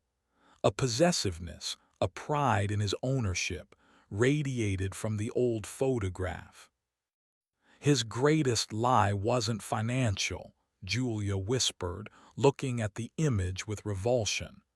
It was about his family, his legacy. She reached into the crawl space, her hand unerringly finding a large, leather-bound photo album tucked beneath a pile of loose deeds. It was heavier than it should have been. She pulled it out and laid it on the floor. The cover was embossed with the Devereux family crest. She opened it. The first few pages were what one would expect: stiff, formal portraits of Devereux, his pale wife, and their two legitimate children, the same family from the great portrait in the hall. But as she turned the pages, the photos changed. There were more children, slave children, children with Devereux's high cheekbones, his deep-set eyes. They were posed awkwardly in the fields by the cabins, their expressions a mixture of confusion and fear. It was a secret, second family portrait gallery. His unacknowledged, brutal legacy, his greatest lie. He wasn't just a monster, Julia breathed. He was building a dynasty of slaves, all sired by him. The back cover of the album was unusually thick. Ben ran his fingers over it and felt a distinct ridge. Using the machete again, he carefully slit the leatherette covering. Inside, a section had been hollowed out, and nestled within the hollow was the second charm. It was a bundle of dark, brittle leaves, oleander, Ben recognized, a poison plant, tied together with a strip of leather. Wrapped in the leather was a small, shriveled object that looked disturbingly like a human tongue.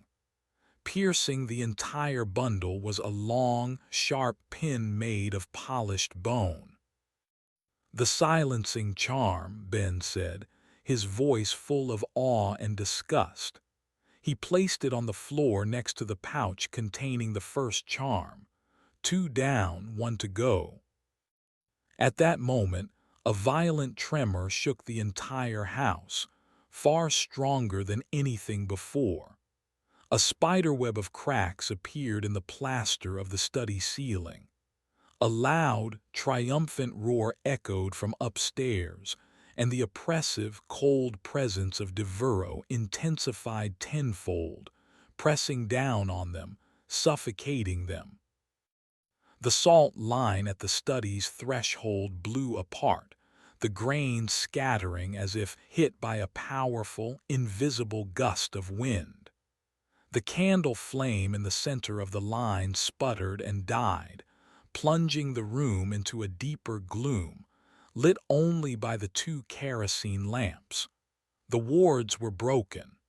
Devereux was free of his upstairs prison. He was in the house with them. The door to the study, held shut by the heavy chair, began to rattle violently in its frame. The brass doorknob turned back and forth with frantic, metallic shrieks. "He's coming," Leo yelled, scrambling back from the door. Deep, gouging scratches began to appear on the outside of the door, splintering the wood, the sound like a large animal trying to claw its way in. Ben grabbed the two charms from the floor. We have to get out of here. Now. Where do we go? Julia cried, rushing to Sophie and lifting her frail body into her arms. The last charm, Sophie whispered, her eyes fluttering open. The voice was hers again, but faint, exhausted. The severing charm, it's in the chapel, in the faceless preacher's pulpit. The chapel, the ruined stone building near the swamp where a rebellious preacher had been martyred. It was their only hope. The back window, Ben shouted, pointing to the large window on the far side of the study. He used the butt of the machete to shatter the glass. The sound was deafening, but it was drowned out by the splintering crash of the study door as it was finally smashed open. The heavy chair slid across the floor as the door flew inward. Standing in the darkened hallway was a figure. It was not a shadow this time. It was a semi-corporeal manifestation, a shimmering, heat-haze silhouette of a tall, imposing man. It was Auguste Devereux, his form woven from rage and memory and the palpable cold of the grave. His features were indistinct, but the burning malice in his eyes was unmistakable. "Mine," a voice hissed, seeming to come from the figure and from the walls all at once. It was a layered, discordant sound, like 1,000 whispers speaking the same word. "This house is mine. These souls are mine." Ben shoved Leo toward the broken window. "Go, get to the chapel. I'll hold him off." "I'm not leaving you," Leo yelled back. "That is an order," Ben roared, turning to face the spectral entity. He held up the two charms, one in each hand. "You want this house, Devereux, you'll have to go through me." It was a brave, foolish gesture. The figure of Devereux raised a shimmering, incorporeal hand. The air in the room grew instantly, painfully cold. A wave of invisible force slammed into Ben, throwing him back against the bookshelves. Books rained down around him as he slid to the floor, gasping for air.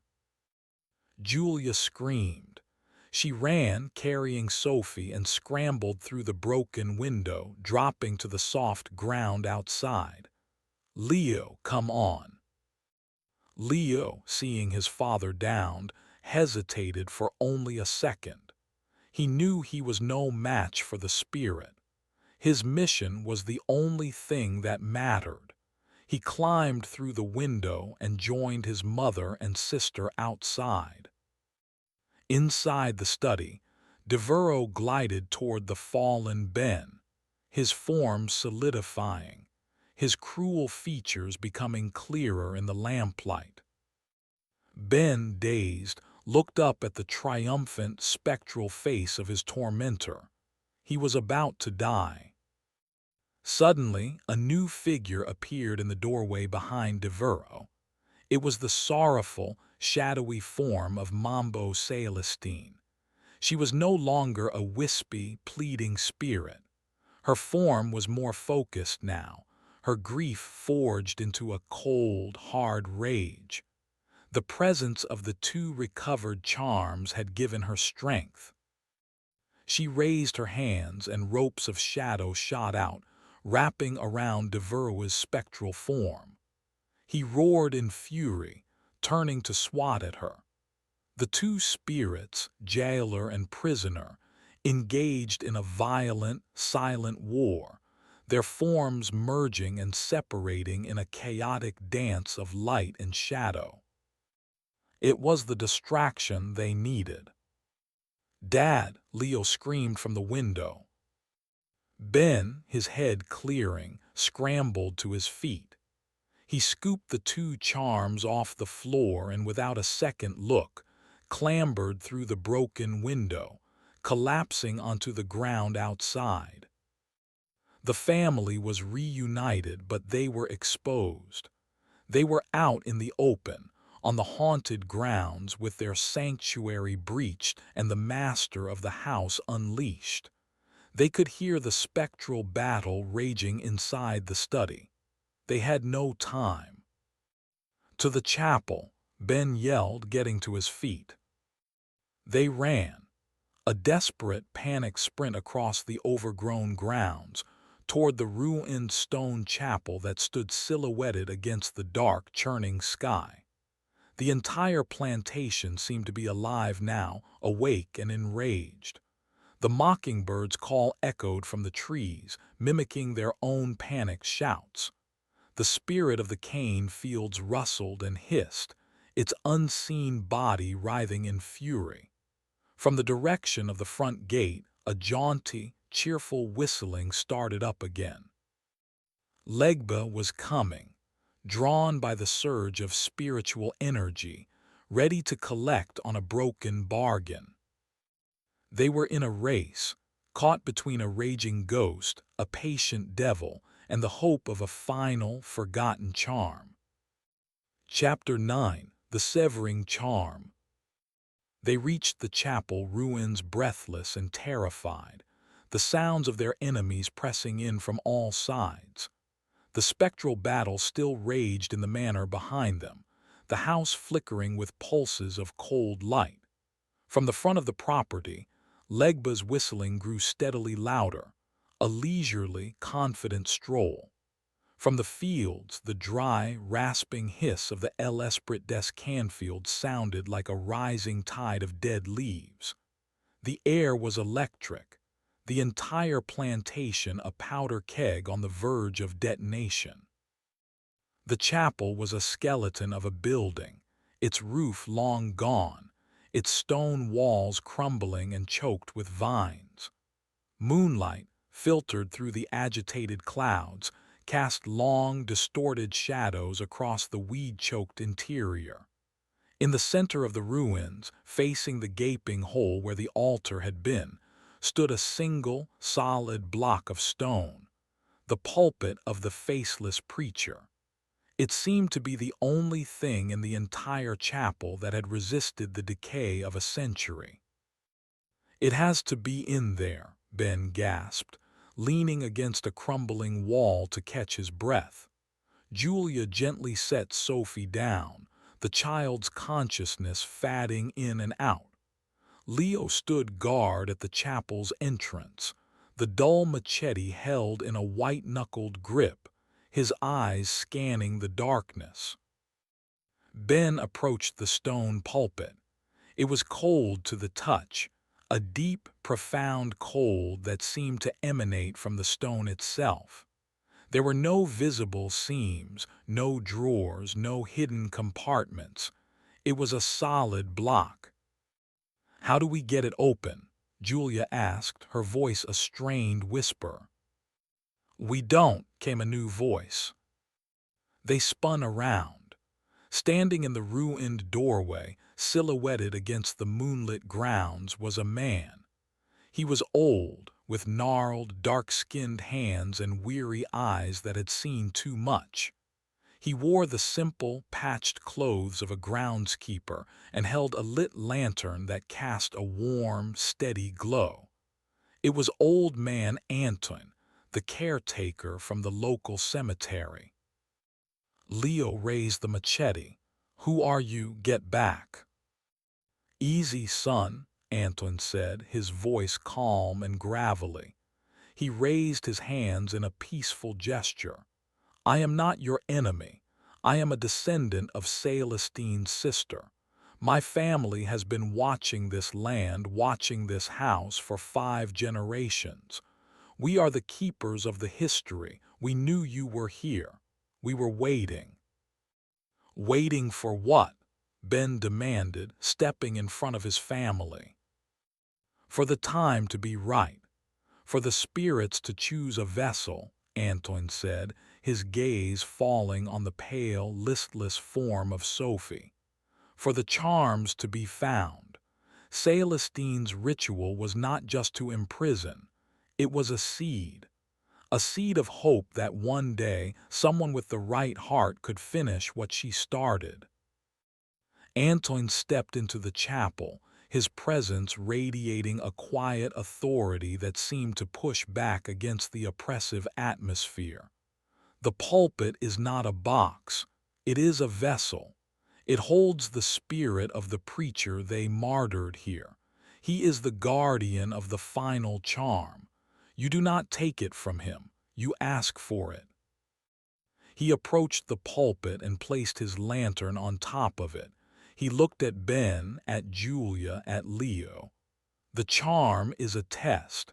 It will only be given to one who is willing to make the final sacrifice.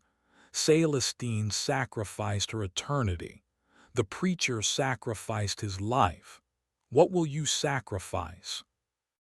Before anyone could answer, Legba appeared. He did not walk through the door.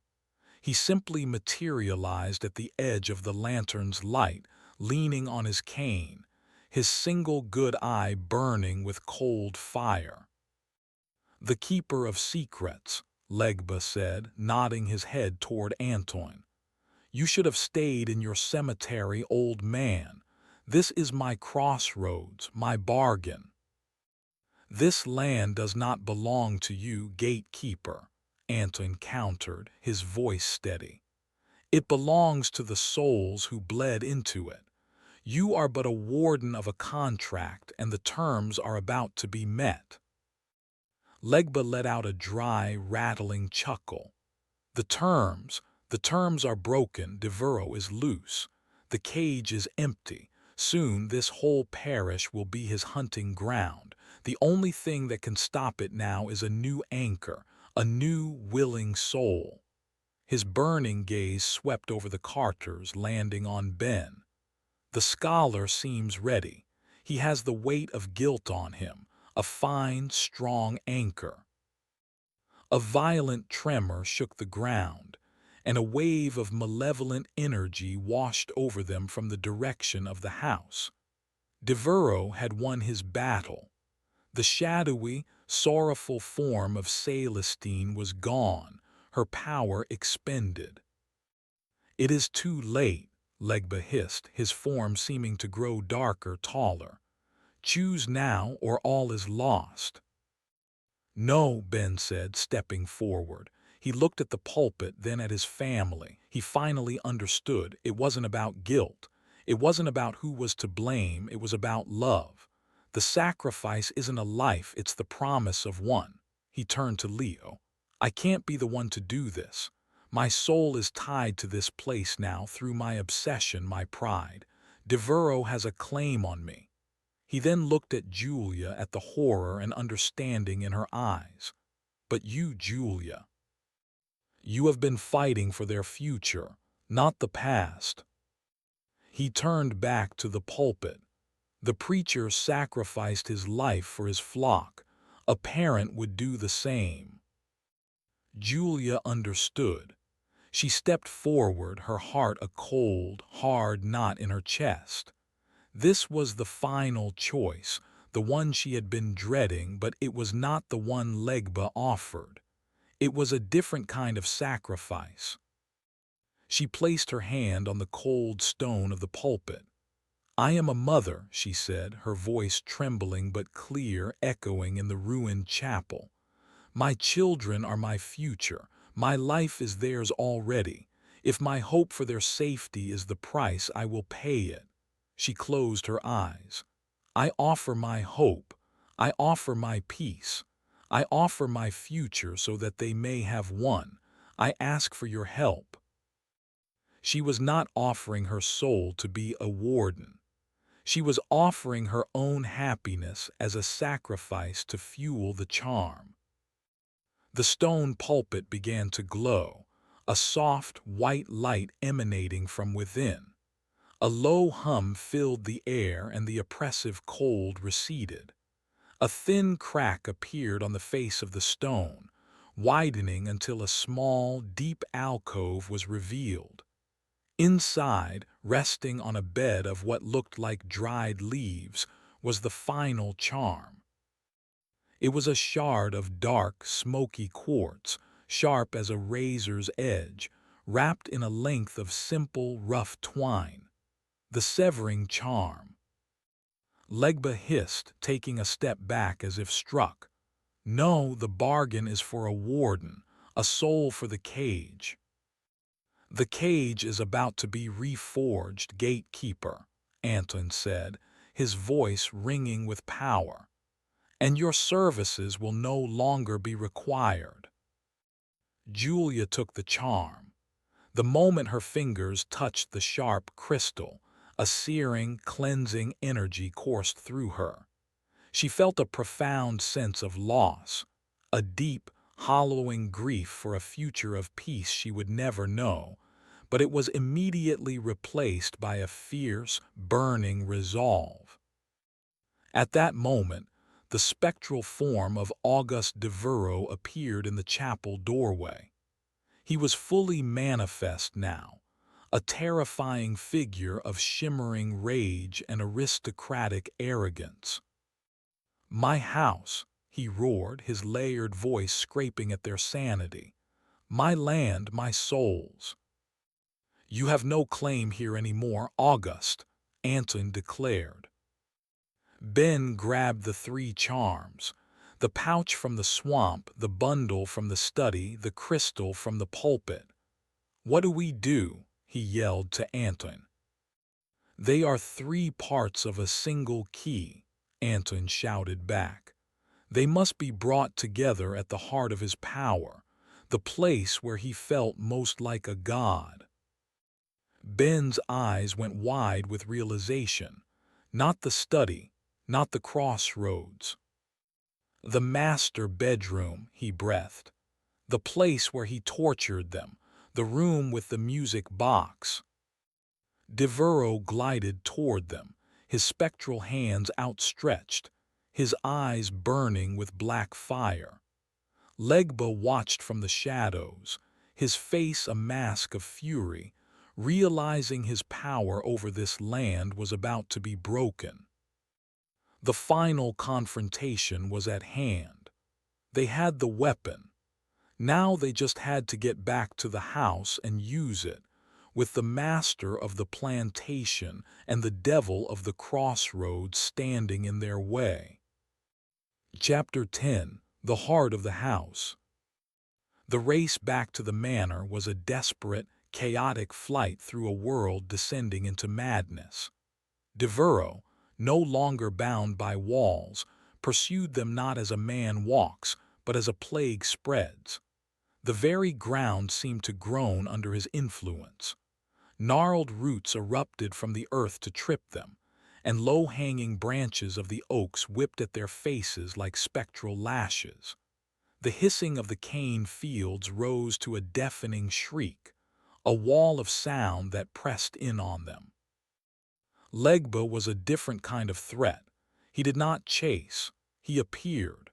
One moment he was a silhouette by the chapel, the next he was standing directly in their path, leaning on his cane, his single good eye burning with cold fury.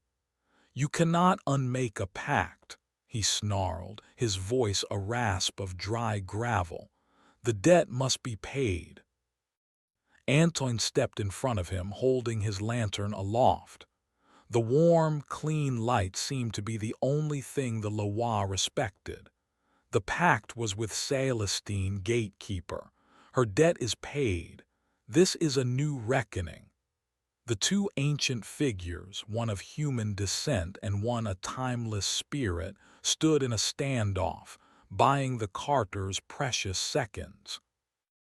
"Go," Anton yelled over his shoulder. "Seal the heart." Ben, Julia, Leo, and the now conscious but weak Sophie scrambled around the confrontation and sprinted for the house. The back of the manor, with its broken study window, loomed before them. The spectral battle inside had ceased, leaving a profound and unnerving silence in its wake. "We can't go in that way, he'll corner us," Ben shouted, his mind working frantically. "The main staircase, We have to get to the master bedroom." They ran to the front of the house and threw themselves up the warped porch steps. The great front door was wide open, a gaping maw leading into absolute darkness. Without hesitation, Ben plunged inside, the three charms clutched in his hand. Julia followed close behind with Sophie, while Leo brought up the rear, the useless machete still held as a desperate talisman. The foyer was colder than a tomb. The air was thick, heavy, and smelled of ozone and fresh grave dirt. The great portrait of the Devereux family was no longer static. The painted figures writhed in their frame, their faces twisted in silent screams, the oil paint seeming to run and bleed down the canvas. "Upstairs now," Ben urged. They took the grand staircase 2 steps at a time, their footsteps echoing in the cavernous space. As they reached the halfway landing, the front door slammed shut behind them with a deafening, final boom, plunging the house into near-total darkness, relieved only by the weak moonlight filtering through the tall, grimy windows. Devereux materialized at the top of the stairs. He was no longer a shimmering outline. He was almost solid, dressed in the ghostly finery of a wealthy planter, his face a perfect, handsome mask of pure, undiluted evil. The air crackled around him. "You have brought trinkets into my home," he sneered, his voice resonating through the wood and plaster. "Did you think to challenge a god with sticks and stones?" He raised a hand, and a wave of kinetic force blasted down the staircase. It wasn't aimed at them, but at the stairs themselves. The wood splintered, the runner tore, and the entire lower half of the grand staircase collapsed into a jagged ruin of timber and dust, cutting off their retreat. They were trapped on the second floor. "The bedroom!" Julia screamed. They scrambled the rest of the way up and ran down the long, dark hallway. The doors to the other bedrooms hung open, revealing rooms torn apart by spectral rage, furniture shattered, curtains shredded, 4-poster beds collapsed into heaps of wood. They ran past the open door to the room where the shadows had first attacked them, a place of palpable cold and misery. They reached the master bedroom at the end of the hall.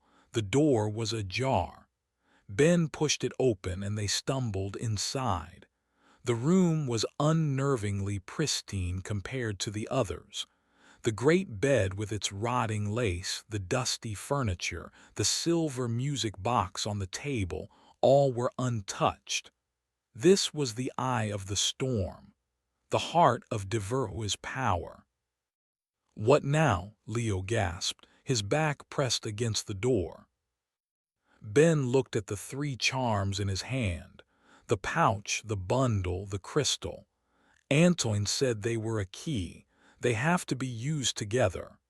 He dumped them out onto the marble-topped table next to the silver music box. Devereux appeared in the doorway, gliding into the room with an arrogant slowness. He sealed the exit. "There is nowhere left to run. This room is where your hope dies, just as it died for so many others." He smiled, a cruel, handsome smile.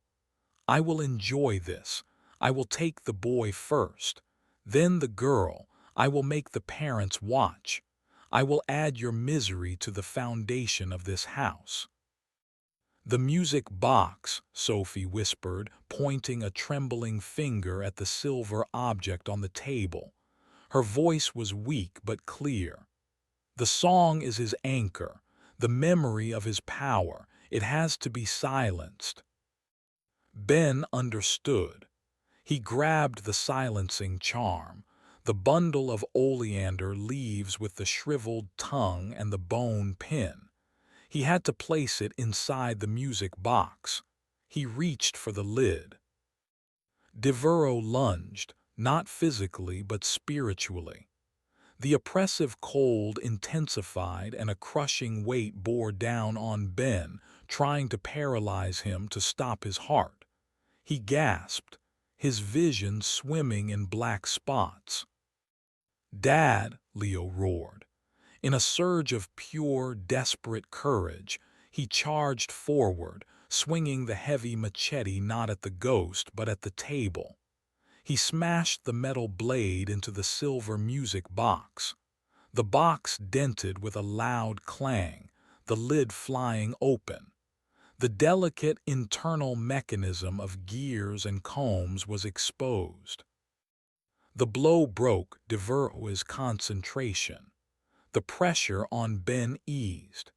He shoved the silencing charm into the mangled guts of the music box, forcing it down among the delicate metal teeth. The moment the charm made contact, the tinkling melody of the music box began to play, but it was distorted, discordant, a shrieking, grinding tune that sounded like metal tearing.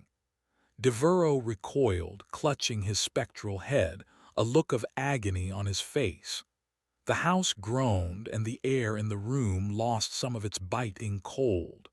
The charm was working. It was silencing his power at its source. "It's not enough," Julia cried, seeing the spirit begin to recover. Ben grabbed the binding charm, the pouch with the hair, the bird, and the nail. "The bird carries the intent," he remembered.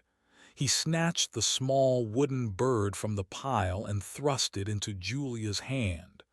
"Your intent was the strongest. You passed the test at the chapel. Bind him." Julia took the bird, its wood warm in her hand. She looked at the agonizing spirit of Devereaux, at the source of all this suffering. She poured all her maternal rage, all her fear, all her fierce, protective love for her family into the object. "You will not touch my children," she snarled, her voice a low, powerful command. "You will not harm this family. You are bound. You are chained. You are nothing." She slammed the wooden bird down onto the lid of the mangled music box. As she did, Ben took the coiled iron nail and, with the heel of his hand, drove it through the bird's center, pinning it to the box and driving the point deep into the silencing charm within. Devereaux let out a silent, howling scream. Ropes of black, smoky shadow erupted from the music box and wrapped around him, pulling him, binding him. He was being chained by his own anchor, his power turned back on itself. He was no longer a confident god. He was a trapped, raging animal. "The crystal," Ben yelled. "The severing charm, we have to sever him from the house." He grabbed the sharp, smoky quartz shard. This was it, the final piece. He knew what he had to do. He had to physically mark the house, to carve the severance into its heart. He turned to the wall behind the great bed, the wall that faced the swamp, the heart of the land's power. Devereaux, bound in shadows, struggled against his chains, his form flickering wildly. Ben pressed the point of the crystal against the peeling wallpaper, and with all his strength began to carve a symbol into the plaster. A spiral, the ancient symbol of release, of unwinding. As the sharp crystal cut into the wall, it glowed with a brilliant white light. The house let out a final, shuddering groan, a sound of immense pressure being released. Where the crystal cut, the wall did not just scar. It dissolved. The plaster, the lath, the very wood of the house turned to dust, revealing the night sky outside. A perfect, glowing spiral was cut into the very structure of the building. The shadowy bonds holding Devereux tightened, dragging him toward the glowing hole. He fought, he raged, but the combined power of the charms was absolute. With a final, silent scream that echoed in their minds, his spectral form was pulled through the glowing spiral and ejected into the night, dissolving into a million motes of malevolent light that were scattered on the wind. He was gone, severed. The house fell silent. The oppressive cold vanished, replaced by the natural, humid warmth of the Louisiana night. The glowing spiral faded, leaving a clean, perfectly cut hole in the wall. The fight was over.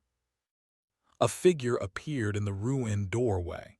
It was old man Antoine, and beside him stood the patient, sorrowful spirit of Mambo Celestine.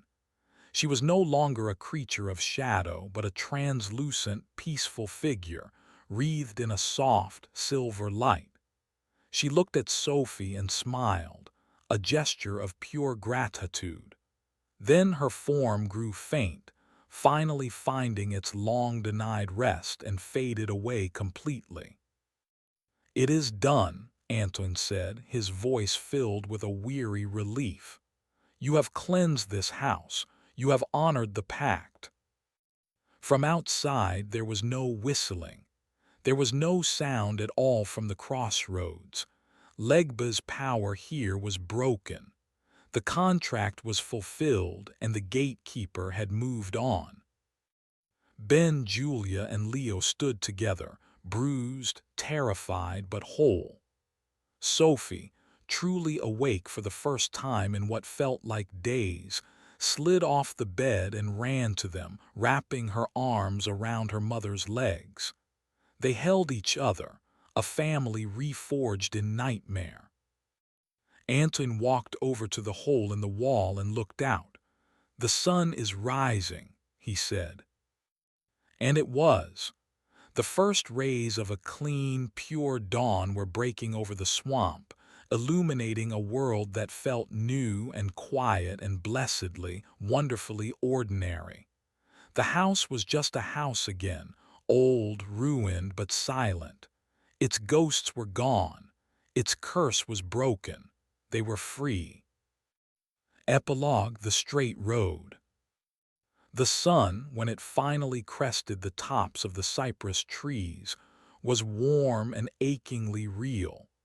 It spilled across the blighted grounds of the Devereux plantation, and for the first time, the light did not seem to be swallowed by the shadows. It simply illuminated what was there, a decaying, empty house and a family that had survived it. They stood for a long moment in the overgrown yard, the four of them huddled together, watching the ruined chapel where they had left old man Antoine. He gave them a slow, solemn nod before turning to his own work, the long and quiet task of being the land's new, mortal guardian. He would see to it that the story of this place was one of tragedy, but also one of final, hard-won peace. There were no grand pronouncements, no tearful speeches. The exhaustion was too deep, the trauma too raw. The only thing that mattered was leaving. Ben walked to the SUV. He slid into the driver's seat, the familiar feel of the steering wheel a strange comfort after clutching ancient charms. He held his breath and turned the key in the ignition. The engine roared to life on the first try, its sound loud and reassuringly mundane in the morning quiet. It was the most beautiful sound he had ever heard. They piled into the car, the doors closing with solid, definitive clicks, sealing them off from the house.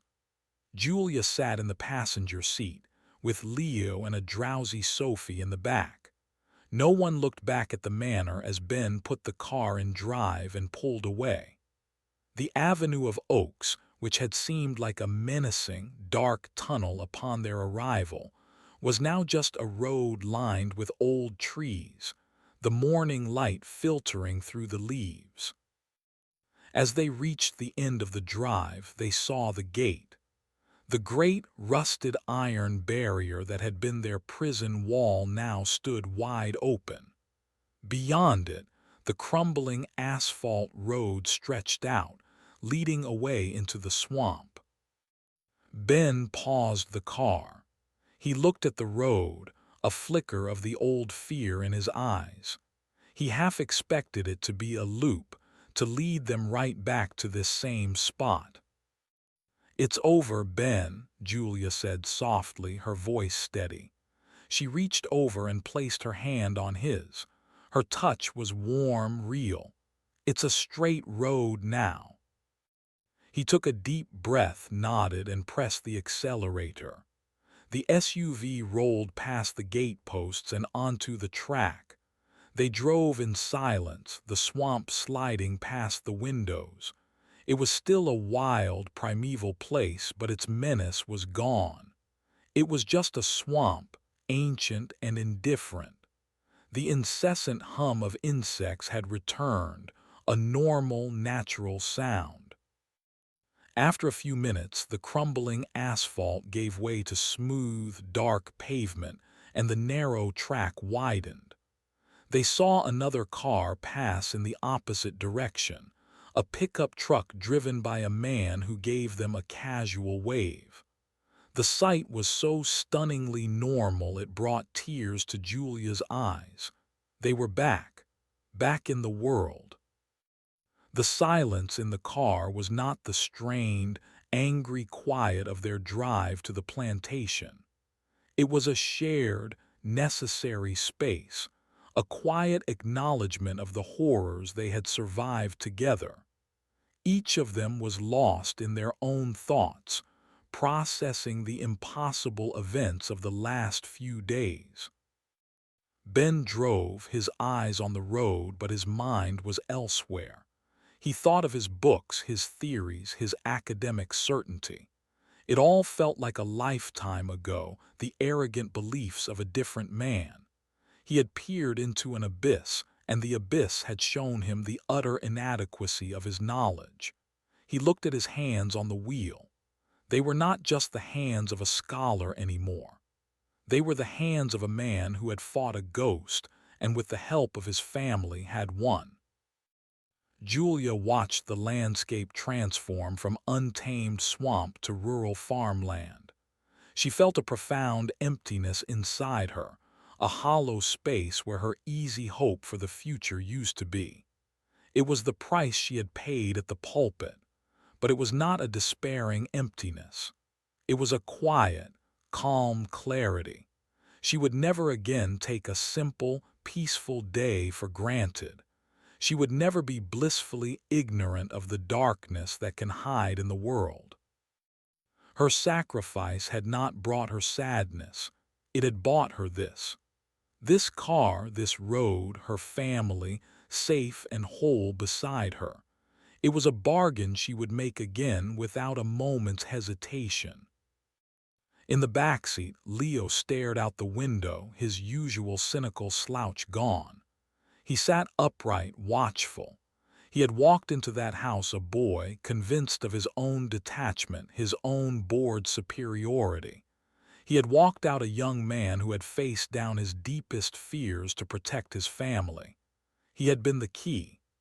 He looked at his parents in the front seats, not as wardens or adversaries, but as people. Flawed, frightened, and fiercely protective people. He felt a connection to them that went deeper than anger or frustration. It was a bond forged in fire and shadow. Sophie was quiet, nestled beside her brother. She had her sketchbook open on her lap. She was not drawing monsters or spirits.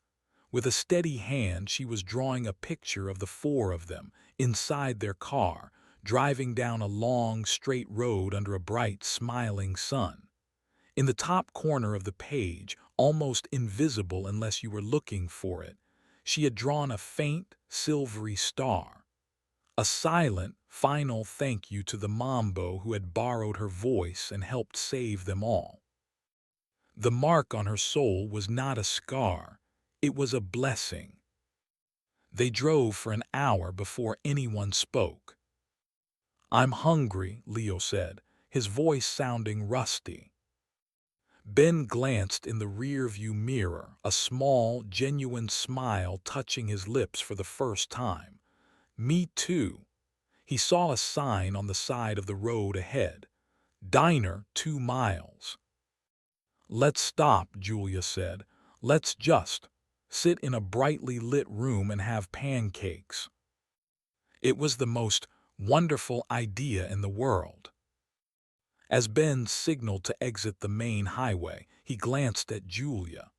He saw the quiet strength in her eyes, the profound change in her that mirrored his own. They were no longer the same two people who had driven down this road a few days ago, their marriage a casualty of unspoken resentments. They had been broken down to their essential parts and had chosen to rebuild, not on a foundation of history or pride, but on the simple, savage instinct to protect one another. The road ahead was long. There would be nightmares. There would be questions with no answers. There would be a trauma that would live in the marrow of their bones forever, but they would face it together. The DeVero compact was broken, but the Carter family had made a new one, unspoken and unbreakable in the heart of that haunted house. They were survivors, and they were finally on the road home. The end.